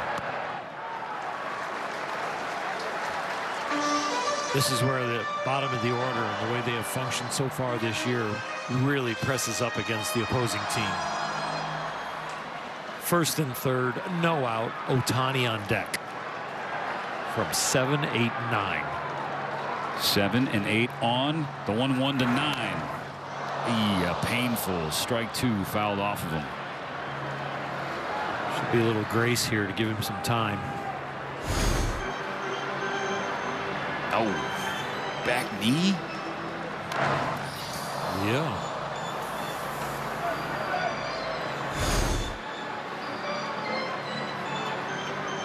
We know Ha-Seong has the strongest legs on the team. I think that would be the consensus, but that still don't feel good. First and third, no outs. The 1-2. Flied in the air toward right field. It is hooking foul.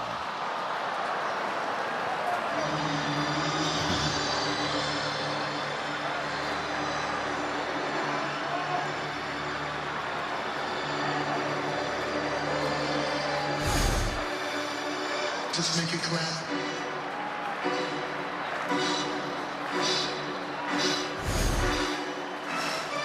Broke his bat on that foul ball, got a new piece of lumber, but also gave a little time to kind of walk off that foul ball off his leg. Kike working with the Dodgers Stadium crowd, trying to inspire a 5th inning rally. Another 1-2, another foul ball.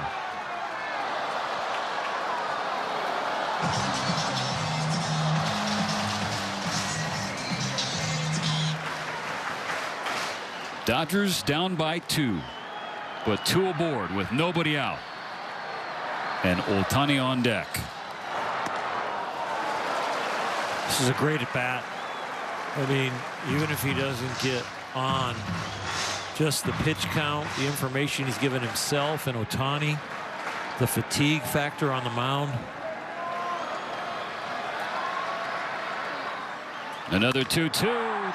Kim takes it the other way, but it's going to hang up for Langford. Catch made. Here comes Pages tagging in. Back to a one-run ball game on a sacrifice fly from Ha-Seong Kim.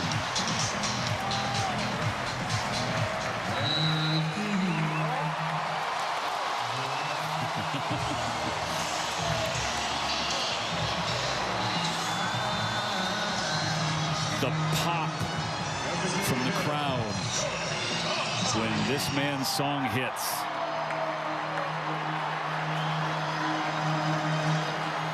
Go ahead run at the plate. Tying run on first, one out in the fifth. Shohei is 0 for 2 with a strikeout here in his first bobblehead night of the season.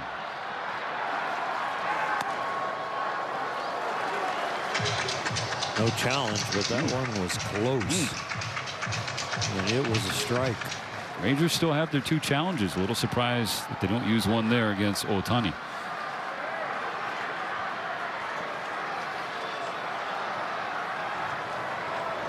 Here comes Rocker.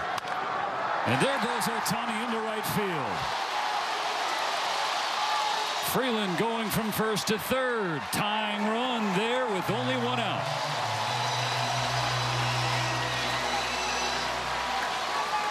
We have barely reached the second half of the game, and the Dodgers are making this game feel like it's too long. Here they come. Tyler Glasnow's given up a couple of home runs and 4 runs. Max Muncy has 2 home runs. Kim with the sac fly, but the Dodgers are on the verge of tying or taking the lead in this inning. Mound visit for Rocker. He's at 77 pitches. There is activity in the Texas bullpen.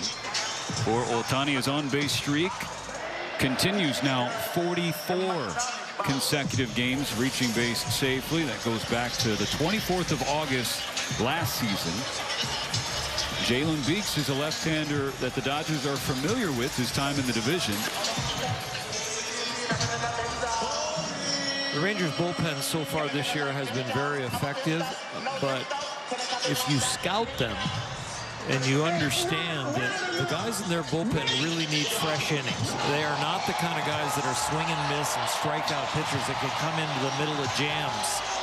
So this inning, if they go to their pen and there's guys on base, it is set very well for the Dodgers.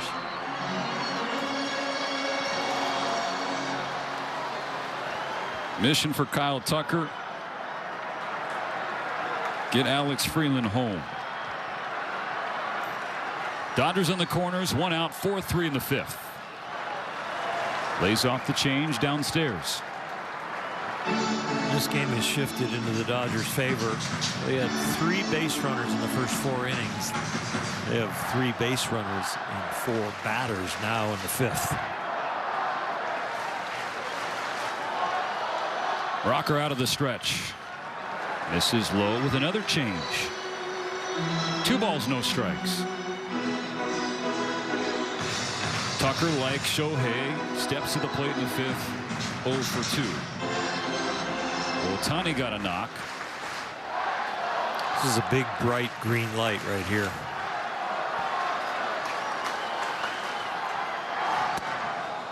Checks up on a slider downstairs. Ball 3. It was a good check when you are being aggressive and hunting fastball. Recognize slider just in time. The new Dodger in his 13th game. The light's still green. Looking for his first home run. Or a pitch to hit, and he didn't get one.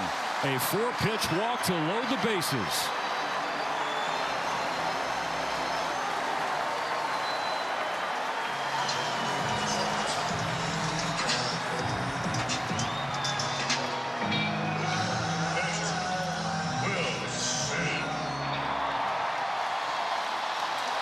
Dodgers down a run, but the bases are loaded and only 1 out. What do you got, Will Smith? Ball went upstairs. Now, somebody like Smith especially, given the way Rocker's inning has trended, he can put him in the keyhole. And wait for his pitch.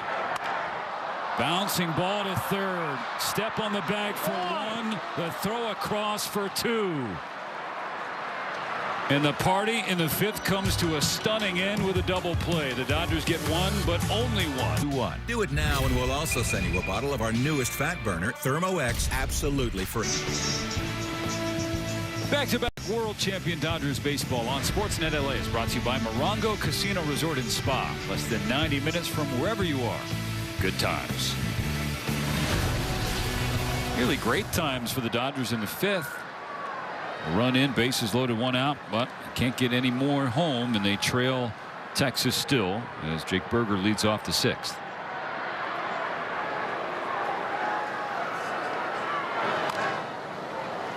Against Arizona, Tyler Glasnow threw 90 pitches and went 6 innings. Against Washington, he threw 101 and went 6 innings. So right here, he might surpass the 101, but I'm sure he wants to be out there to finish the 6th and maybe give him a chance to get a no decision or a W and spit the hook, giving the offense one more shot while he's still in the game. Berger swings through a slider and strike two.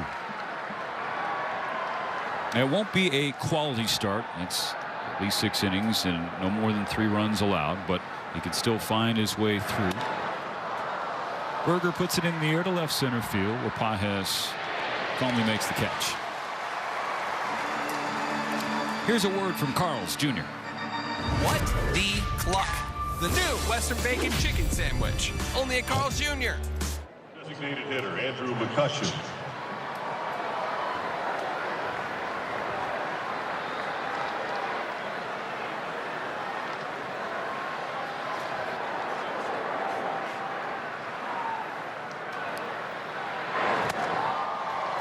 First pitch whiff from Andrew McCutcheon. Glasnow's had his number tonight. 2 trips to the plate, 2 Ks.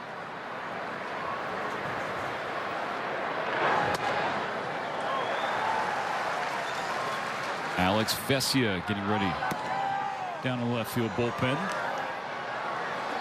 That's where Wyatt Langford visited the last inning. That's why Rangers have this 1-run lead. 1-2.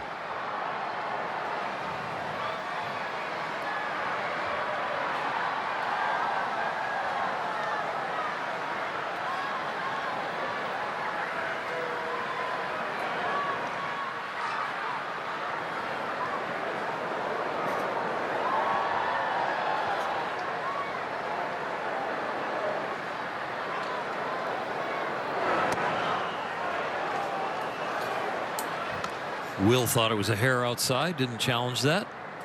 He's been pretty doggone accurate this year.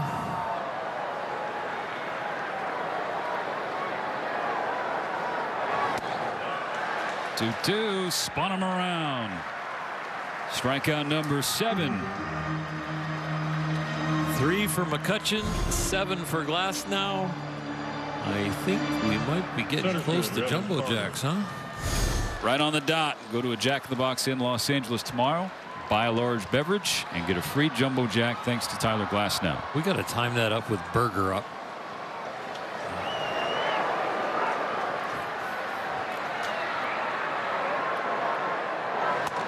Pitch 99 is a strike to Evan Carter.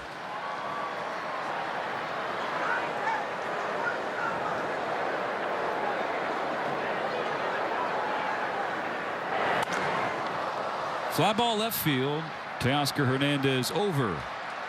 And pitch 100 finishes the 6th inning for Glasnow, keeping the Dodger deficit at 1.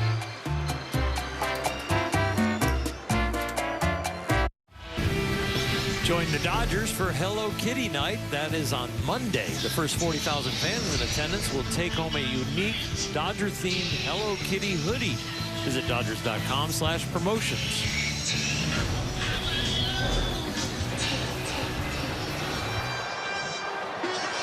About to begin the bottom of the 6th. Rangers 4, Dodgers 3. Kumar Rocker's night is done.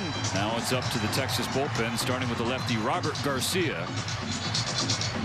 First 4 innings, 3 strikeouts, 4 walks issued by the southpaw. Rangers with the sweep in Seattle. He got a hold in one of those games. 3 up, 3 down, 8th. That was on Monday. Fastball slider change Freddie's going to face.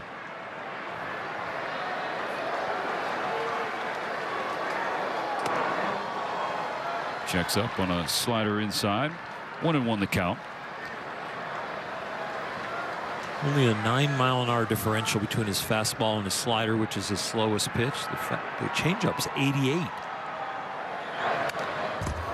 And a little tardy on the fastball. And the scouting report on the Ranger bullpen is brought in, and there's not a lot of swing and miss down there. You're not going to get a lot of swing and miss when your largest differential is 9 miles an hour. A ball and 2 strikes. Freeman down swinging. Oops. Oh.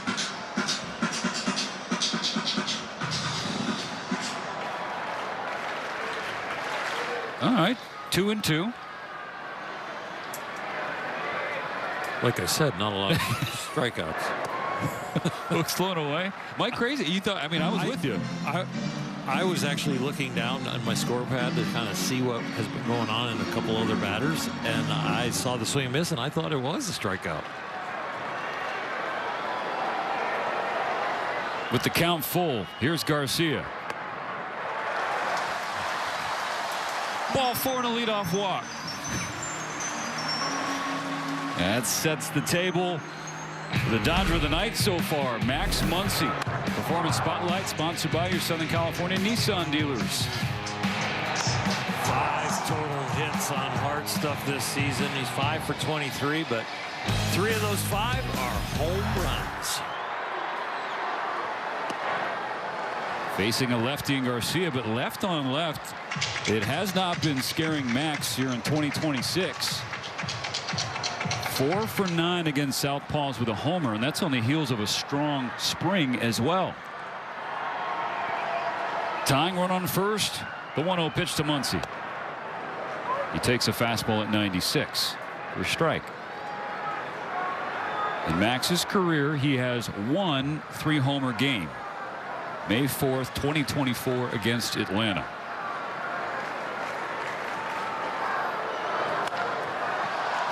A roller to second, 4, 6, and they're not going to get it. Muncy aboard, only 1 out.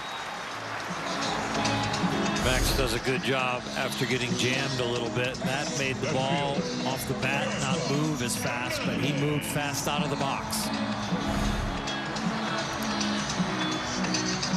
What have you made of Teoscar Hernandez's night at the plate? I mean, he's been up there twice, over 2, a couple lineouts to right center field, and you know him, when he starts hitting the ball the other way. He's staying on some good things. Garcia's been throwing about 40% changeups this year, so he'll need to do that. There's the heater, and he'll back it up with pulling the string.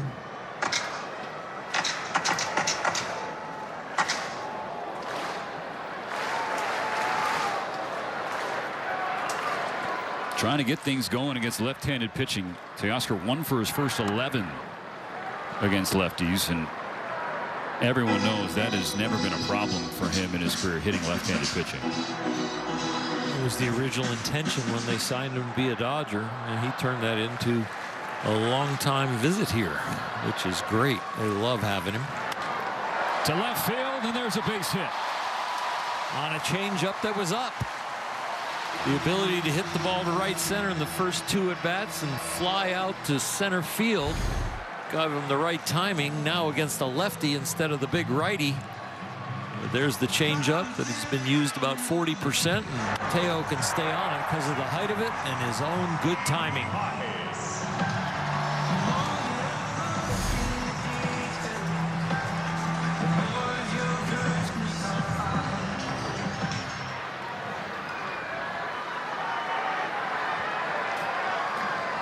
Andy Pajes digs in. First and second, 1 out.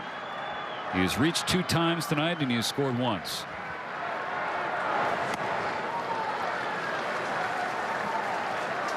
This is a Dodger who loves hitting here at home. Last year, 27 home runs, and the vast majority in this park.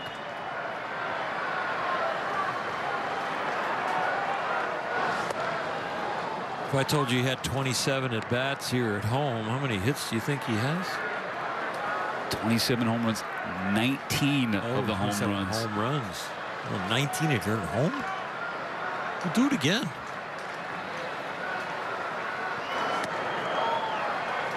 Takes a fastball inside. 2-1. Surprised we didn't get a little helmet tap on that one. This is an inning that could change the game. And the difference between 2-1 and 1-2 to the hottest hitter possibly in the big leagues. Big difference.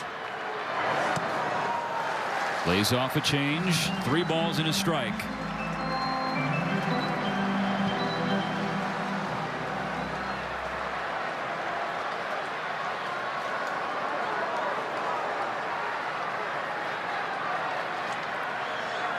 If this is a ball and he passes the baton, he has really grown as a hitter. This is a count in a situation where last year the bat would leave his shoulder very quickly. Garcia with a 3-1. He holds the bat on his shoulder and takes strike 2. It wasn't in the area where he's looking. He did it in his last at bat when he got the base hit to right. He's looking middle in. He just took the ball away. Now he'll protect and go to right field if he can. Pages has been excellent in 2 strike counts all year. The payoff. Base hit down the line toward the corner. Muncy's going to score. A green light for Teoscar. Andy Pages has turned the game upside down.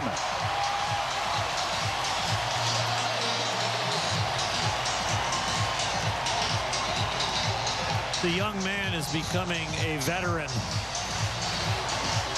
Back-to-back professional at-bats, ignoring the ball away in both at-bats, and then when he gets the ball away in the next pitch with 2 strikes, he uses right field. He stays back, stays within himself, and just meets the ball and drives it that way.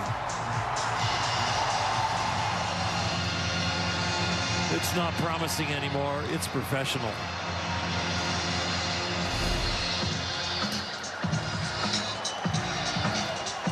A 2-run double for Andy Pages, and the Dodgers back in front after Pages records his 8th multi-hit game of the season, the most in baseball. And to give you a number to back up the 2-strike production for Pages, entering that at bat, his average with 2 strikes, 241, 83 points above league average. And he just added to it. Miguel Rojas pinch hitting.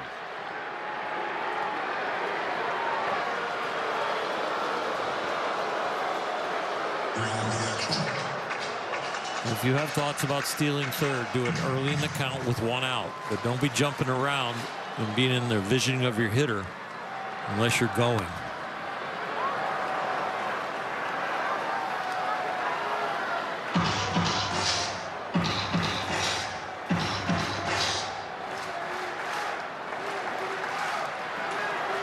It has been a gut-wrenching few days for Miguel Rojas and his family after the sudden passing of his father. This one to the left side, long throw, and Rojas reaches on an infield single.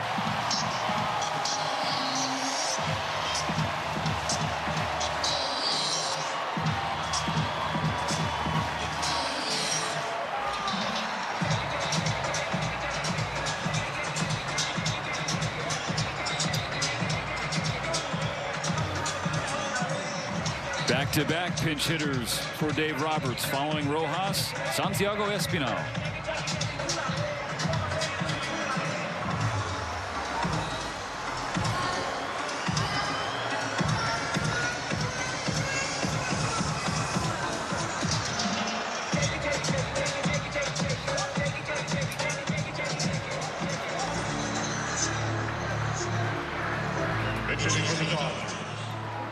Jalen Beeks was warm earlier, sat down, now he's back up.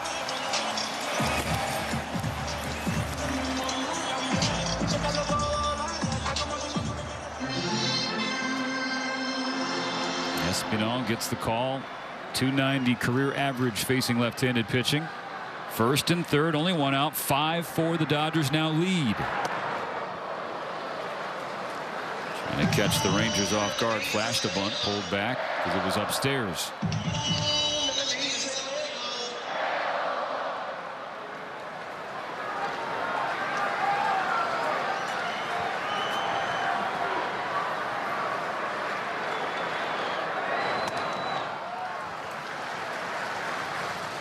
Everybody clap your hands. Clap your hands.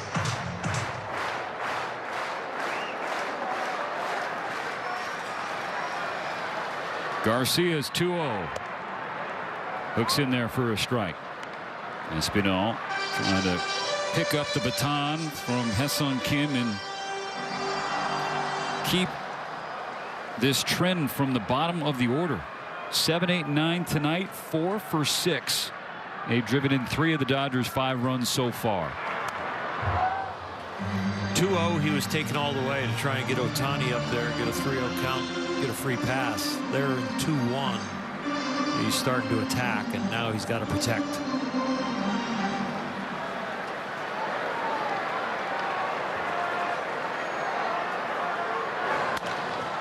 Ground ball in a second. Here's the flip for 1 and the turn for 2. The inning is over, but Andy Pages with a 2-run double into the right field corner has LA back on top. Keep this guy. TryGravity.com. Shortstop. This call to the bullpen is brought to you by Jacoby and Myers. Alex Vesia replaces Tyler Glasnow, who leaves in line for a win. Vesia has been a winning pitcher in 2026 shoot. The last handful of years, really, since he became a Dodger. But so far in 2026, 5 scoreless innings. This is his 306th game as a big leaguer, and he has an ERA under 3. He is a high-quality pitcher. Facing 7, 8, 9 for the Rangers. Ball went upstairs. Miguel Rojas remains in the game at shortstop. Espinal at second base.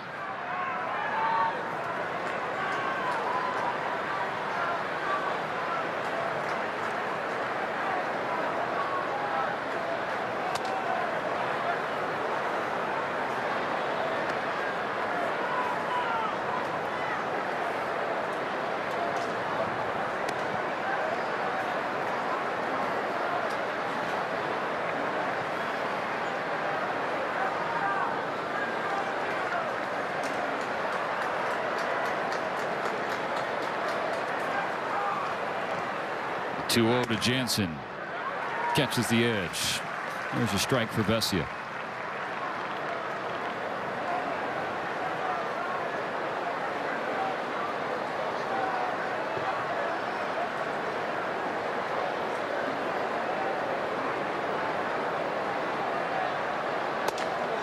Even count, 2-2. 90% fastball slider. He has thrown his change up about 9–10%. So now a 3-pitch pitcher in the big leagues. A little bit more of a mystery on what's coming. But that is his foundational pitch. His 4-seam high spin rate fastball.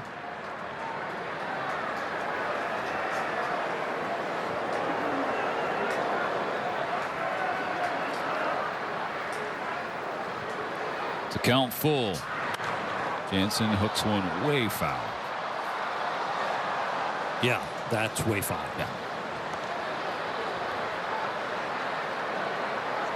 That almost went over the Dodger dugout. That's how much he pulled that ball.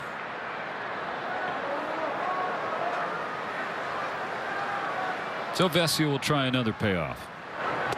And he got him.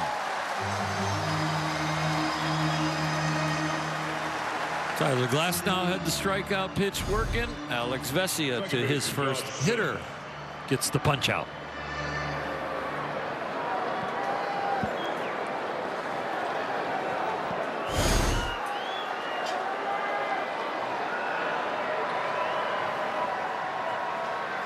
One gone in the 7th. Strike one swinging for Josh Smith.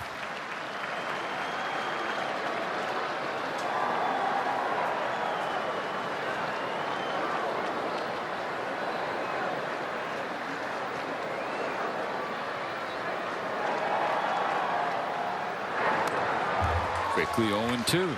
Saw the walk right there after the foul ball from Alex Vesia. He was disgusted with himself. That is great evaluation.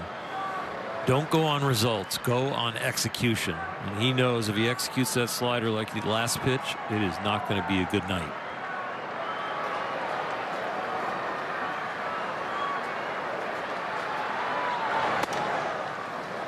Fastball stays high, 1-2. Right about now, if he's thinking slider, he's thinking low and in the dirt. I'm not going to hang it again.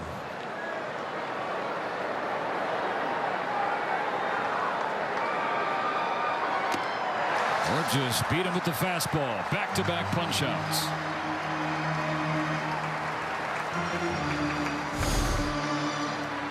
Third baseman Josh Young. It's a good catch by Will Smith. Can't practice catching those foul tips. Got a hit in the leather, and you're going to be able to hold it. Vesia had 2 strikeouts his first 5 appearances in 5 innings. 2 strikeouts and 2 batters faced tonight. Base is empty. The Dodgers leading by a run. Misses to start Josh Young.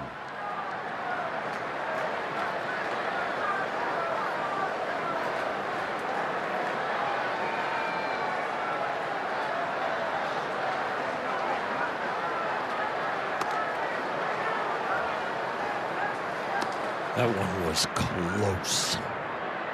Josh Young is a big man.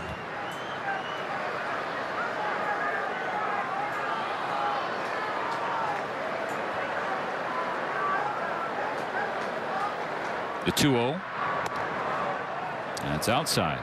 And ball 3.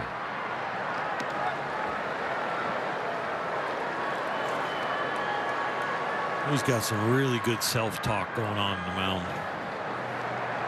This count, upset with his fastball. The one slider was up, upset with that one.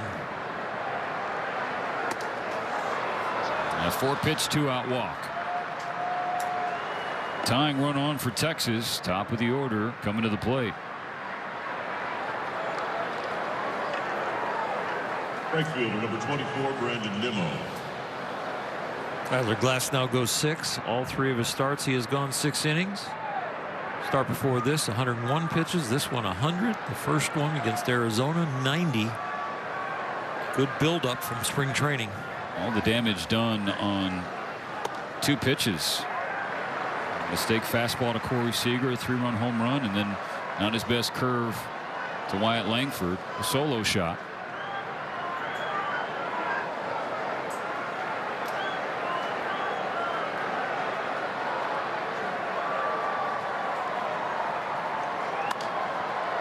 Two strikes on Brandon Nimmo. It's a good response to the little walk.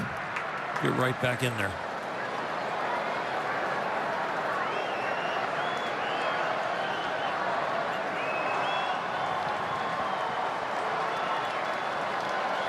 Facing the Rangers' current hits leader in Nimmo. Vesia ahead 0-2. Loses the fastball, head high.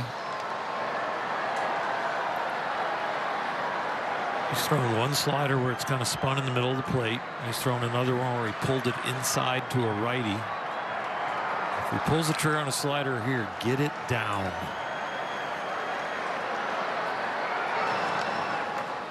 Disengages for the first time.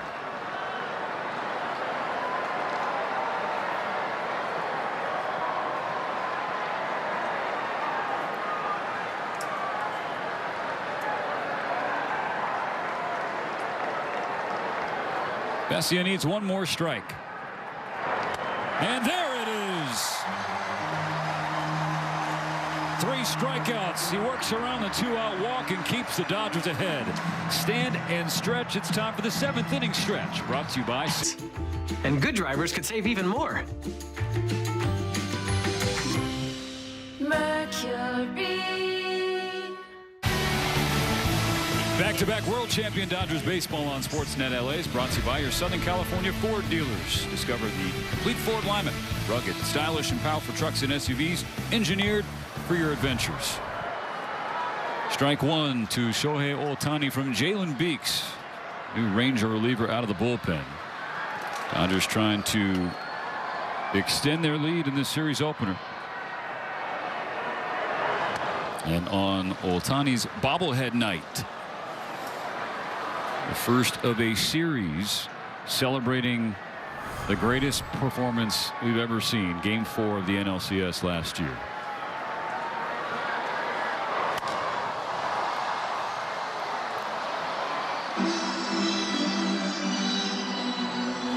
That's not hyperbole, right? All 3 home runs, no, 10 strikeouts and a win to power your team to a pennant.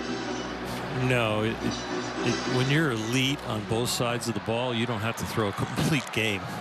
6 innings, 10 strikeouts, 3 home runs with the bat. Yeah, you're in the record books for a long time.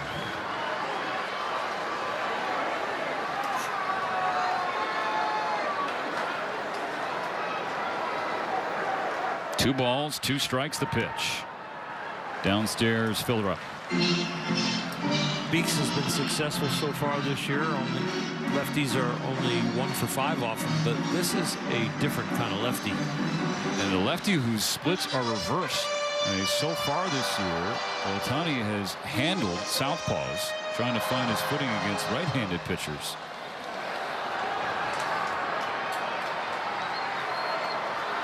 Beeks comes home, and Ohtani skies it. First base side, foul territory. Berger toward his own dugout.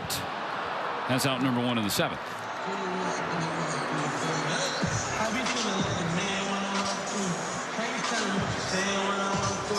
Beeks last year had an outstanding changeup, but so far this year he's given up 4 hits total, and all 4 are on his changeup.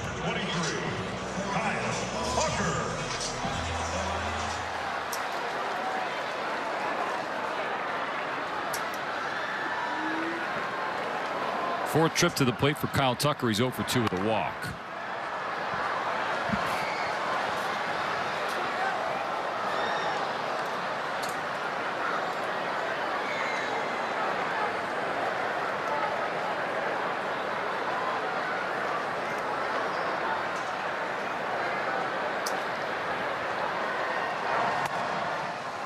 A ball and a strike.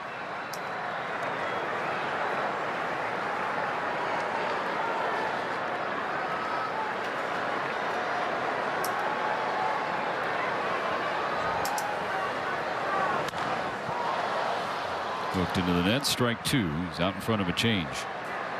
Beeks' velocity is about 93, 94 miles an hour, but he can be sneaky fast because he hides the ball so well. When he takes the ball to his glove, he puts it actually behind his side, and his stomach and his side are hiding it, and all of a sudden he's on you. So you don't really get to see the whole arm swing and kind of some pacing of when the ball's going to be released. It's hidden, and then it's on you. Beeks with the 2-2. Tucker slaps it into left field.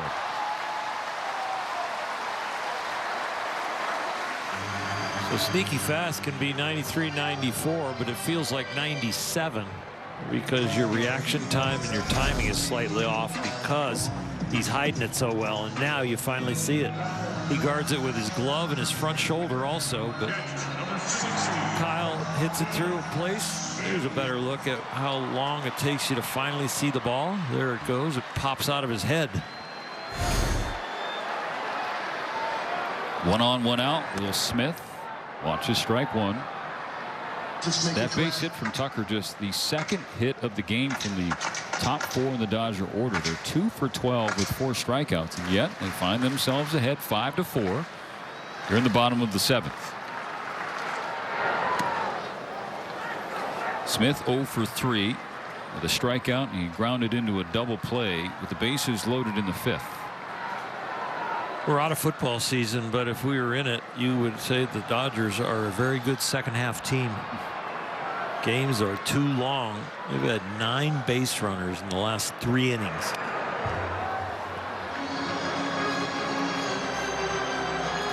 They go in the locker room if they were, and they make good halftime adjustments.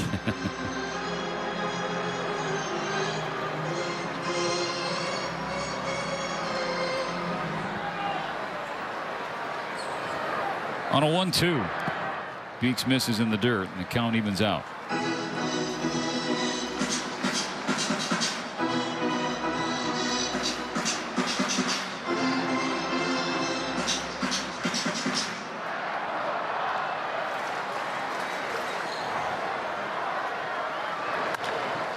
Ground ball up the middle. Tucker going to try and go from first to third. The bobble in center from Carter is going to help. Dodgers have the Rangers cornered again. 1 for 4 with a base hit for Will Smith. Came into the game hitting .270, and we all think he's in a slump. There's a lot of big league hitters that would take .270. But for Will Smith, one of the most elite offense and defensive catchers in the big leagues, it probably feels a little light for him on the batting average side, but there he produces.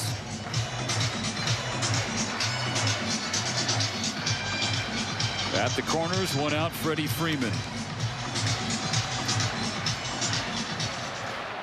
Extended his on-base streak to 9 games. Trying to make his hitting streak 9 games. Flails at a cutter, strike 1. Top of the order wanting to join the hit parade at the bottom of the order from the 5th hitter on. They've scored all the runs and all the production, but here the top trying to get it done. Bouncing ball to third. Young goes to short, and here's the turn. Another double play ball. Comes at a huge time for Beeks and the Rangers. The Dodgers can't cash in. Still 5-4. We go to the 8th.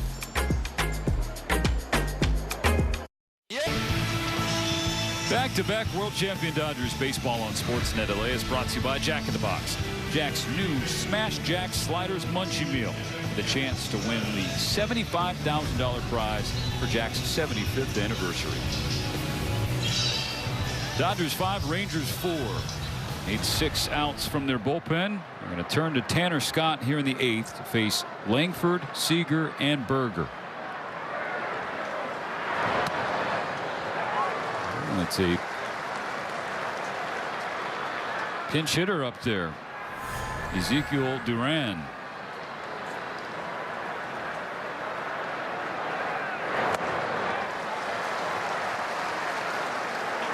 I'm sure Dodger fans are still a little anxious when they see Tanner Scott take the mound with a lead because of what happened last year, but he is throwing the ball much better in spring training and has continued here this year.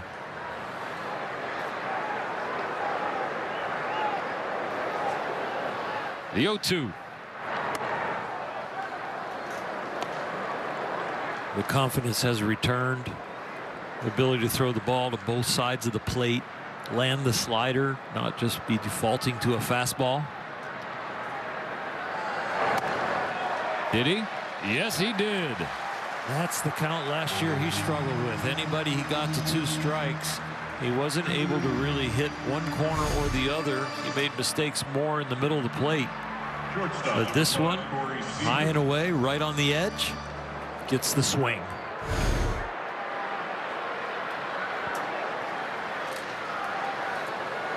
Now Corey Seager. Scott starts him off with a slider and a strike. Seager drove in 3 of the Rangers' 4 runs with a 3-run shot off Tyler Glasnow in the 3rd. 0-2. Back-to-back sliders. Great sequence right there. Here's the home run on a 3-2 pitch with 2 men on.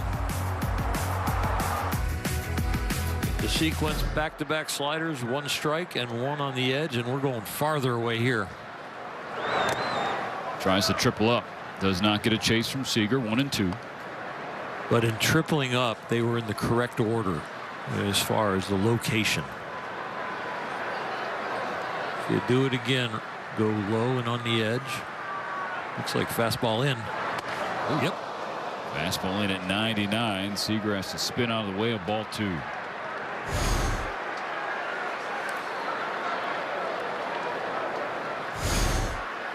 Slider low and away.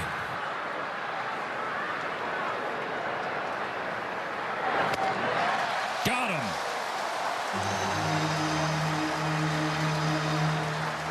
That's psychological warfare right there. The slider is not the best of the best, but after throwing that excellent fastball in that spun him around, it is really hard for hitters to recognize it and be brave enough to stay in there.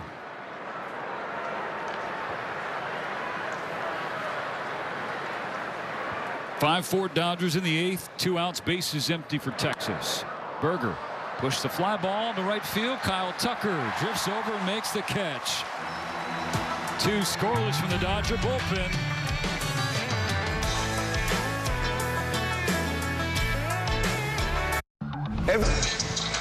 After the game, you know what's coming. It's Access Sportsnet Dodgers, presented by Mercury Insurance. John Hartung, Jerry Harrison Jr., Nomar Garcia-Parr bundling up for the post-game show. Max Muncy highlights will assuredly be involved. First 2 trips to the plate, a pair of solo home runs.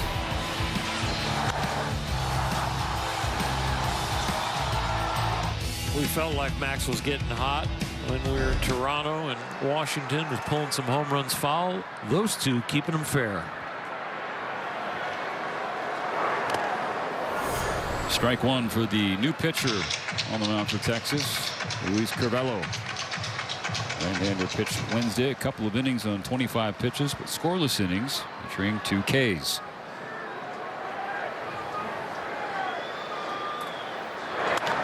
Muncy hits one hard off of Berger's glove at first. Now the race to the bag, and Muncy wins it as Curvelo comes flying off, and now you wonder if the pitcher is okay. Muncy was there checking on him along with Jake Berger.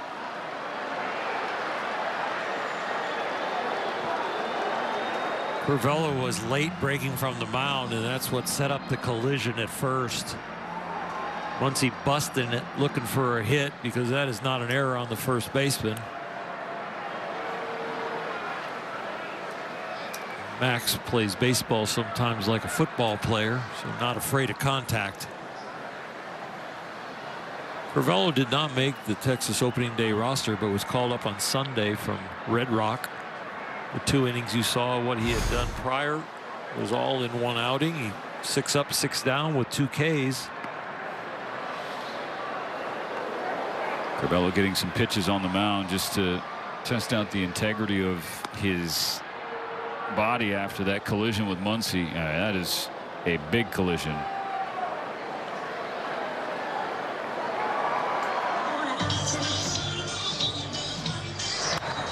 You see the delay right there, and that's what sets up the collision. He is just late getting over there. Thankfully, Curvelo okay. He's going to stay in the game and face Teoscar Hernandez. Dodgers efforting some insurance in the bottom of the 8th, leading 5-4.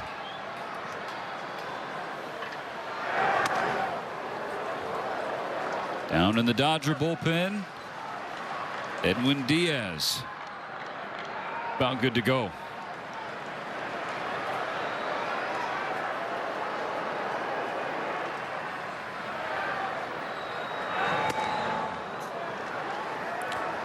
We mentioned that Texas's bullpen has been very effective, but they don't have many guys swinging and missing. Well, the Dodgers have kind of proved that. First 4 innings, they were 3 for 15 off the starter. The last 4 innings, they are 8 for 13 with 3 walks. Yeah, the Rangers entered this series with the best bullpen ERA in the American League, trailing only Atlanta league-wide.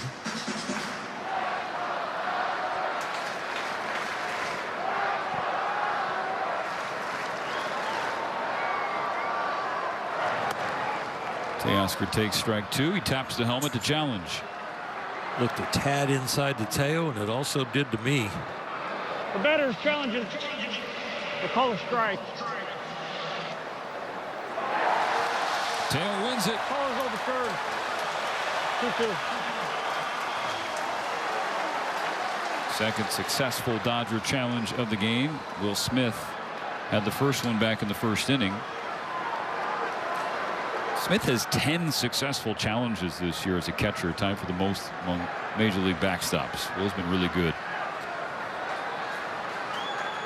3 balls, 1 strike. Curvelo to Teo.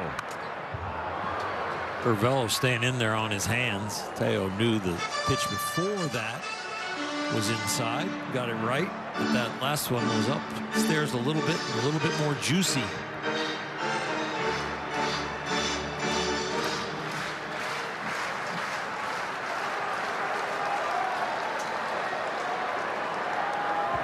Three and 2 now. Let's pay it off. Popped in the air, first base side. Berger's going to give it a look, but it's out of play.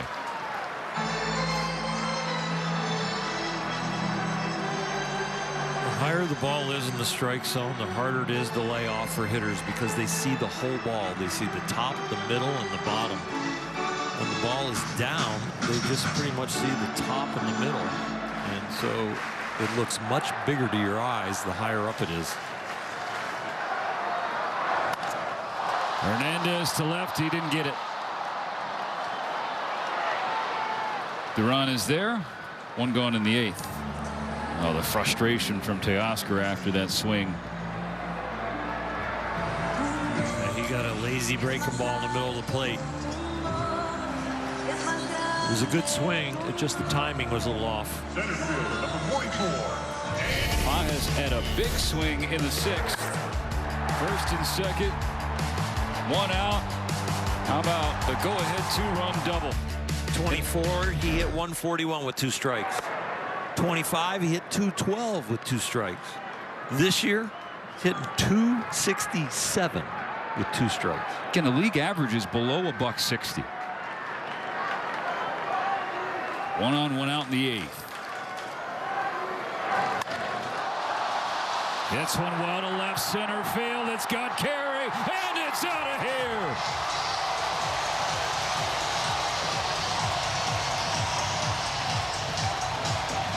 Didn't wait for 2 strikes to bring 2 runs home.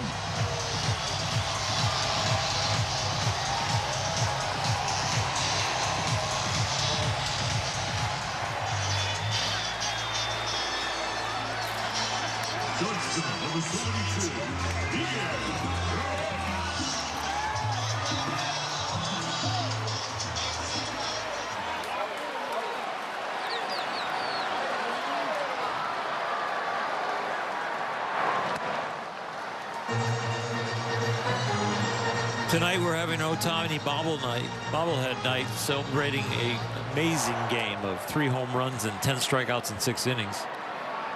And he might be getting a bobblehead of his own commemorating tonight. Base hit, double, walk, home run. He's just a triple short of the cycle, but with Edwin Diaz warming, I don't think he's going to get another at bat. A ball and a strike on Miguel Rojas. Toward the right center field gap. That is down. Rojas is thinking 2. Here's the throw in at the bag. Rojas is out.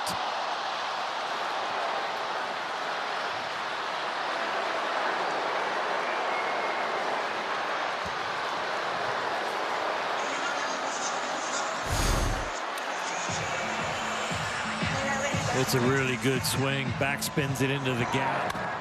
Busts it out of the box. It is not a bad gamble. That ends up being the center fielder. He's going away from second base, but it's sliced over to the right fielder, so he has some momentum as he gathers that ball, and that's why he was out. So now 2 outs and the base is empty. Espinal. Pop strike 1 foul.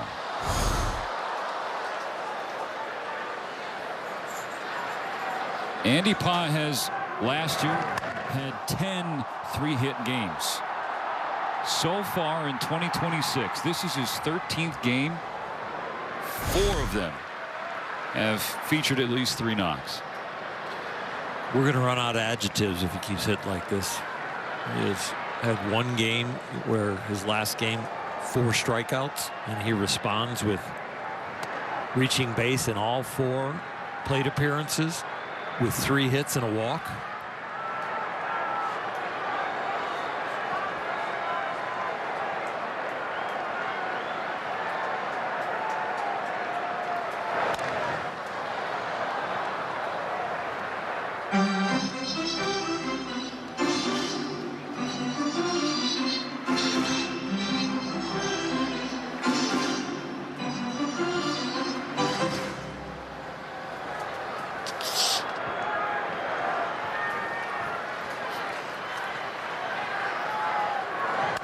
Now Espinal down the line, fair ball into the left field corner. A 2-out stand-up double. Come into the game as a pinch hitter, get your second at bat, which sometimes is a rarity. But right here, with the Dodgers up by 3 runs, he joins the hit parade on a breaking ball that doesn't break very much, just spins on the inner half. Hits it hard enough to keep it fair. Now Santiago Espinal, a man of the people, gets on base and gives Shohei Ohtani one more plate appearance on his bobblehead night, but Skip Schumacher spoils the fun with an intentional walk. First base being open, he'd rather face Kyle Tucker. Hence the boos you hear.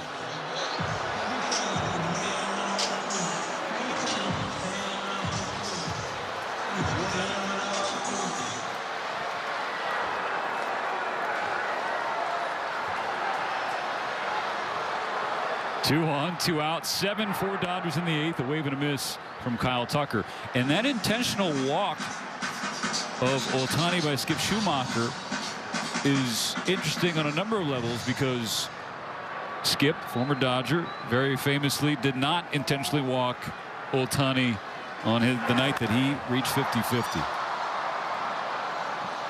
Kyle Tucker to left, and that ends the 8th inning. Insurance from Andy Pages in a 2-run homer. Here comes Sugar.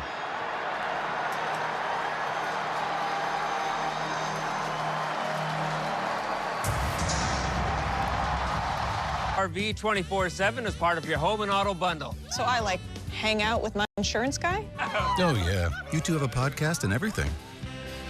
Awesome. The trumpet sounded for the 9th inning, and Edwin Diaz now working with a 3-run lead. The Dodgers need 3 outs to start this series against the Rangers with a win. 2-pitch closer, fastball, slider. Jock Peterson off the Ranger bench, taking strike 1.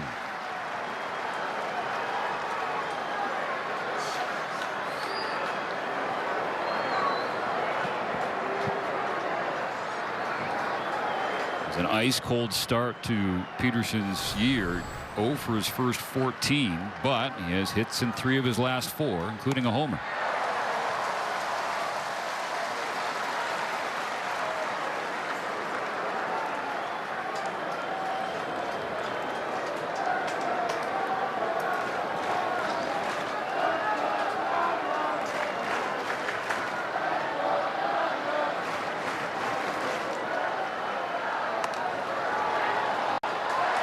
Strike 3 called, and he figured Jock was going to challenge that.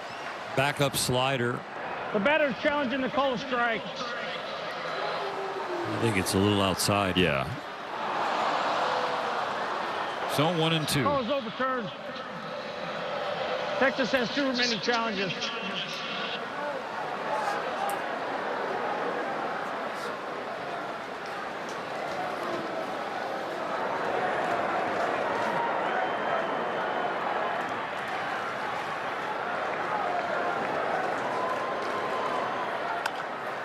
Ground ball right side into center field. A leadoff base hit for Peterson. Not hit well, but hit in the right place. Off the end of the bat, he sits on fastball, he gets slider, and he barely nicks it, but he hits it where they ain't playing.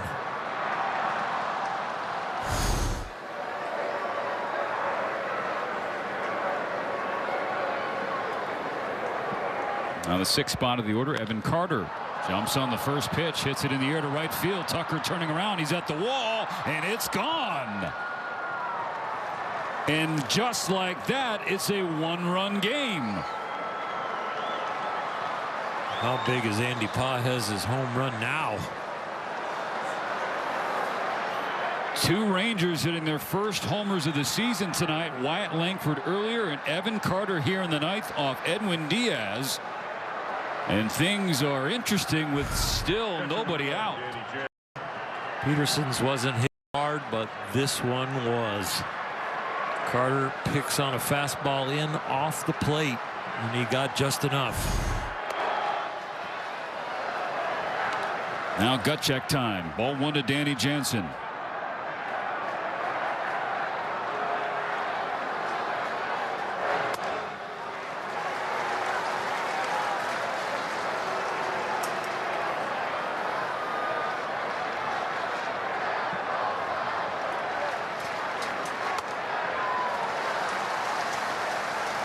One and 2.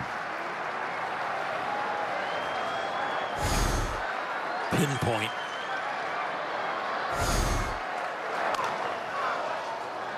Jansen stays alive. And now you look back at that plate appearance for Peterson. Initially it was 3 pitches, 3 strikes, 1 gone.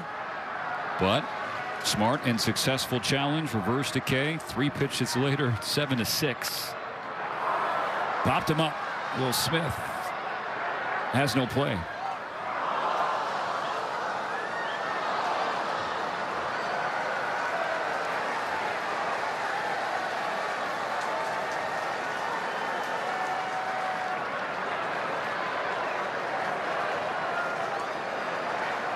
Temperatures dropped here a little bit in the 9th.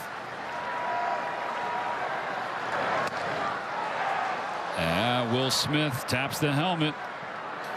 We had Jock Peterson's pitch on that side that was away. This one ball. is a little closer.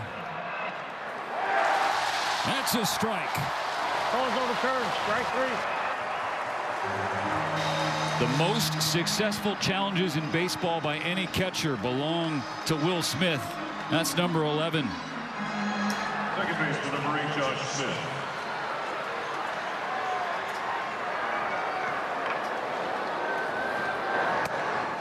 Strike 1 to Josh Smith.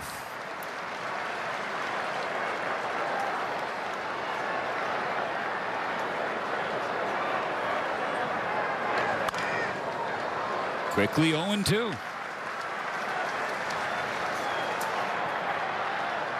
Jock Peterson hits it weakly. The home run is a good pitch about 3 inches inside off the plate, but it's just a good piece of hitting. And he has outstanding command.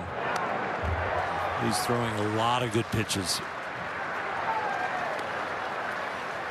Nothing in the middle of the plate.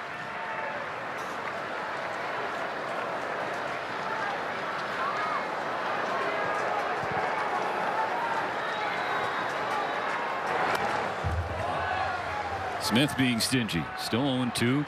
Back-to-back foul balls.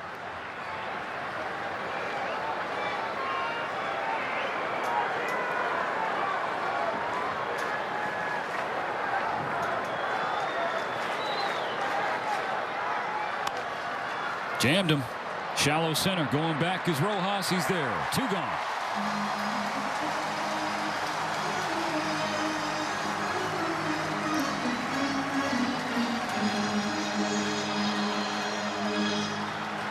Third baseman, number 6, Josh Young.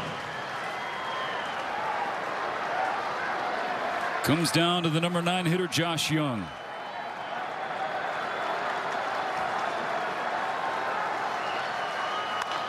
First pitch swinging. He drives it into left field, and the tying run is on base.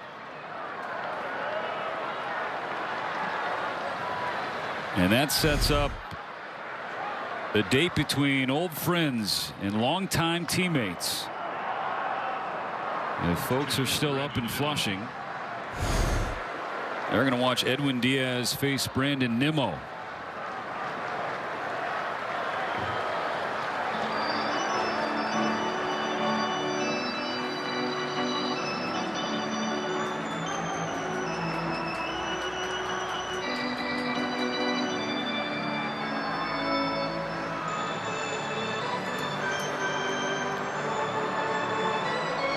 There's a familiarity, of course, but not in facing each other. And the intimidation factor of a pitcher against a hitter when you are teammates, take it down a notch. Two guys that I think most people thought would be wearing Mets uniforms for the rest of their careers find themselves facing off in Los Angeles. One a Dodger, the other a Texas Ranger. Dodgers 7, Rangers 6. 2 outs in the 9th. And the tying run on first base.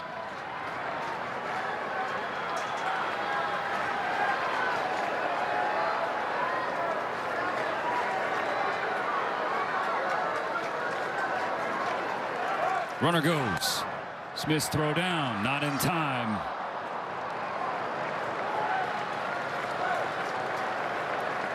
Great jump, went on first move. And Nimmo is going to get 4 balls in the intentional walk.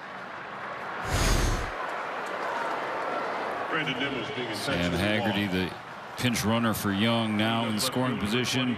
Nimmo to first. Ezekiel Duran with Corey Seager on deck. This needs to be the final out of the game if you're the Dodgers. You do not want to see Seager up there with bases loaded, a 1-run lead, or a tie game. 2 on, 2 out the pitch. Into left field. Green light. The throw home from Hernandez is late, and the game is tied.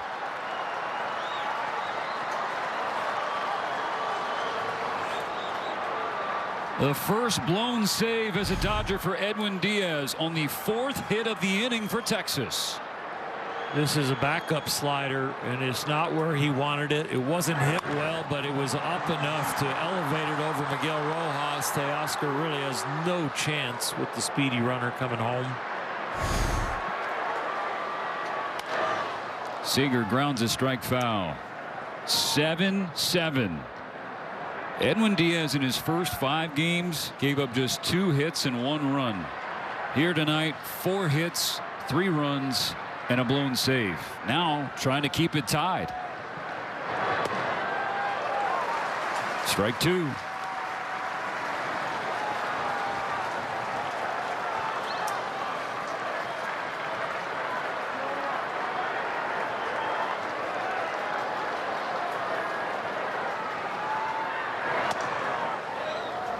Fastball misses down and in.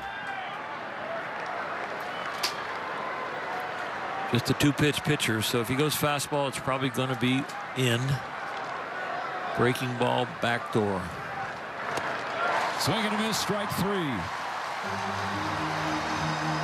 The save is blown, but the Dodgers have a chance to walk it off in the bottom of the 9th with Smith, Freeman, and Muncy coming to the plate. 9th, another lefty out of the Ranger bullpen. Jacob Latz will face Will Smith, Freddie Freeman, and Max Muncy. If you're left-handed with a heartbeat, you're going to face the Dodgers. It just seems like all the teams now are, that's all they bring out of their bullpen to face them. It really hasn't been that effective because they are the best record in Major League Baseball coming into this game. Will Smith 1 for 4 tonight. 5 career walk-off home runs, 2 last season. Strike 1 from Latz.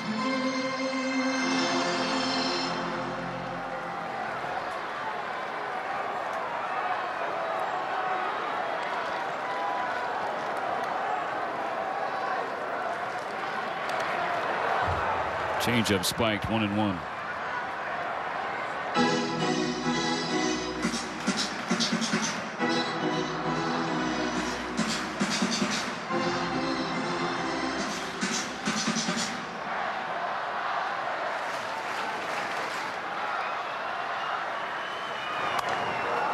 Popped in the air. That's strike 2. Or we just showed the graphic our crew did. Will Smith, 7th inning or later, go-ahead home runs since he debuted in 2019. It seems like every time he comes up in a spot like this, he comes through. The new Captain Clutch, taking that mantle from Andre Ethier and running with it. Can he do it again? A 1-2 from Latz. Smith pulls it down the left field line. It hooks foul. How deep and how great is this Dodger lineup? All three of these hitters that could possibly walk this game off, Smith, Freeman, and Muncy, all have either had game winners or walk-off home runs in the playoffs or World Series. Bring it on. Another 1-2. Smith lays off the change, and the count evens up.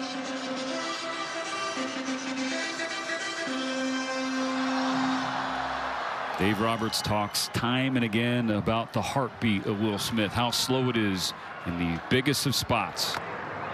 Stays alive, fouling away a slider.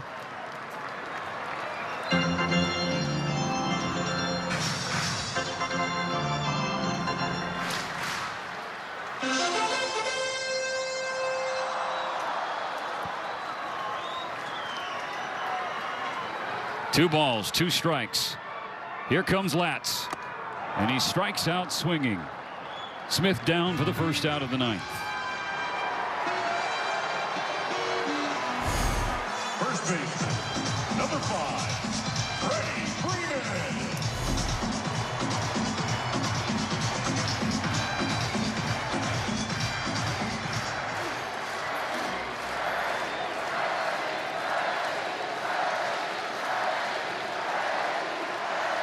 As the Freddie chants rain down. Latz misses high. 1-0. The Freddie chants are part of the home field advantage. If that doesn't happen at your ballpark, but it happens in the opposing ballpark, it's like, whoa. The 10th man is alive and well.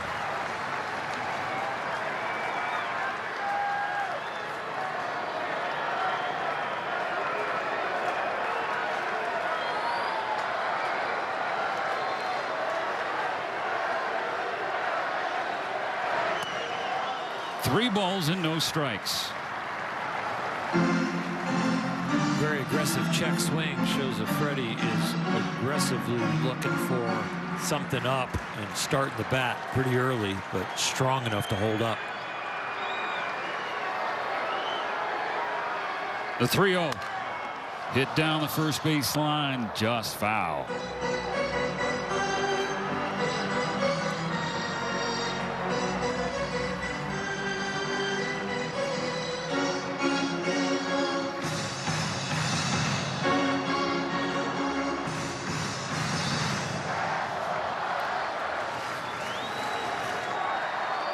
Freeman in the driver's seat, 3-1. Latz kicks and deals and has strike 2 on the outer half. Pitcher's pitch. Good take.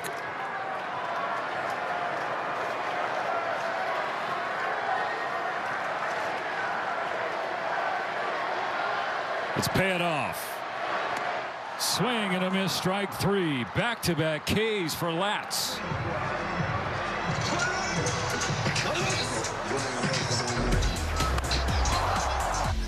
Max has got it done tonight. 2 big swings. Got the Dodgers back into the game. They ended up pulling ahead, but losing the lead in the 9th. 7-7, bottom of the 9th. Bases empty, 2 out. The lefty Latz. It's a wave and a miss from Muncy. Strike 1.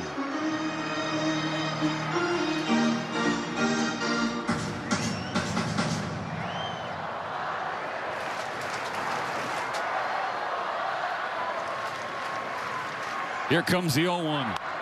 Check swing foul, strike 2.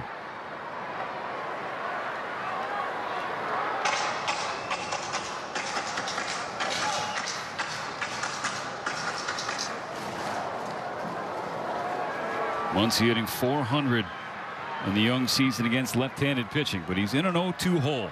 Can he dig himself out?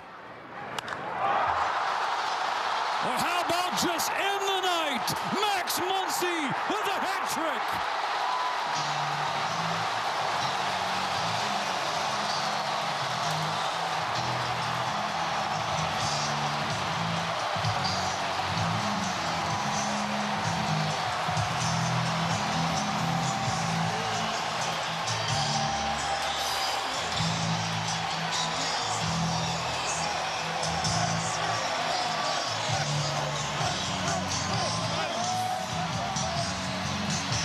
Max Muncy with his second career 3-home run game. Number 3, the game ender. Hanging breaking ball. Bat flip, head down. I got it, he said.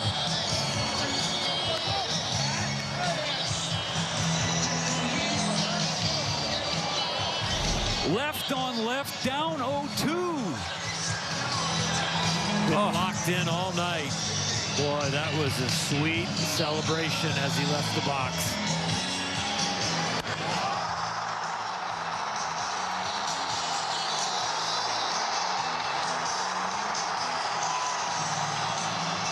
Max Muncy drops the bat and bangs the gavel. Andy Pa has both arms raised. He had a night. Max Muncy topped it. Kirsten Watson down on the field with Muncy. Max, I mean, when you look at this game, you had 3 home runs. The bobblehead tonight was Shohei Ohtani's 3-home run game. It feels nothing but fun.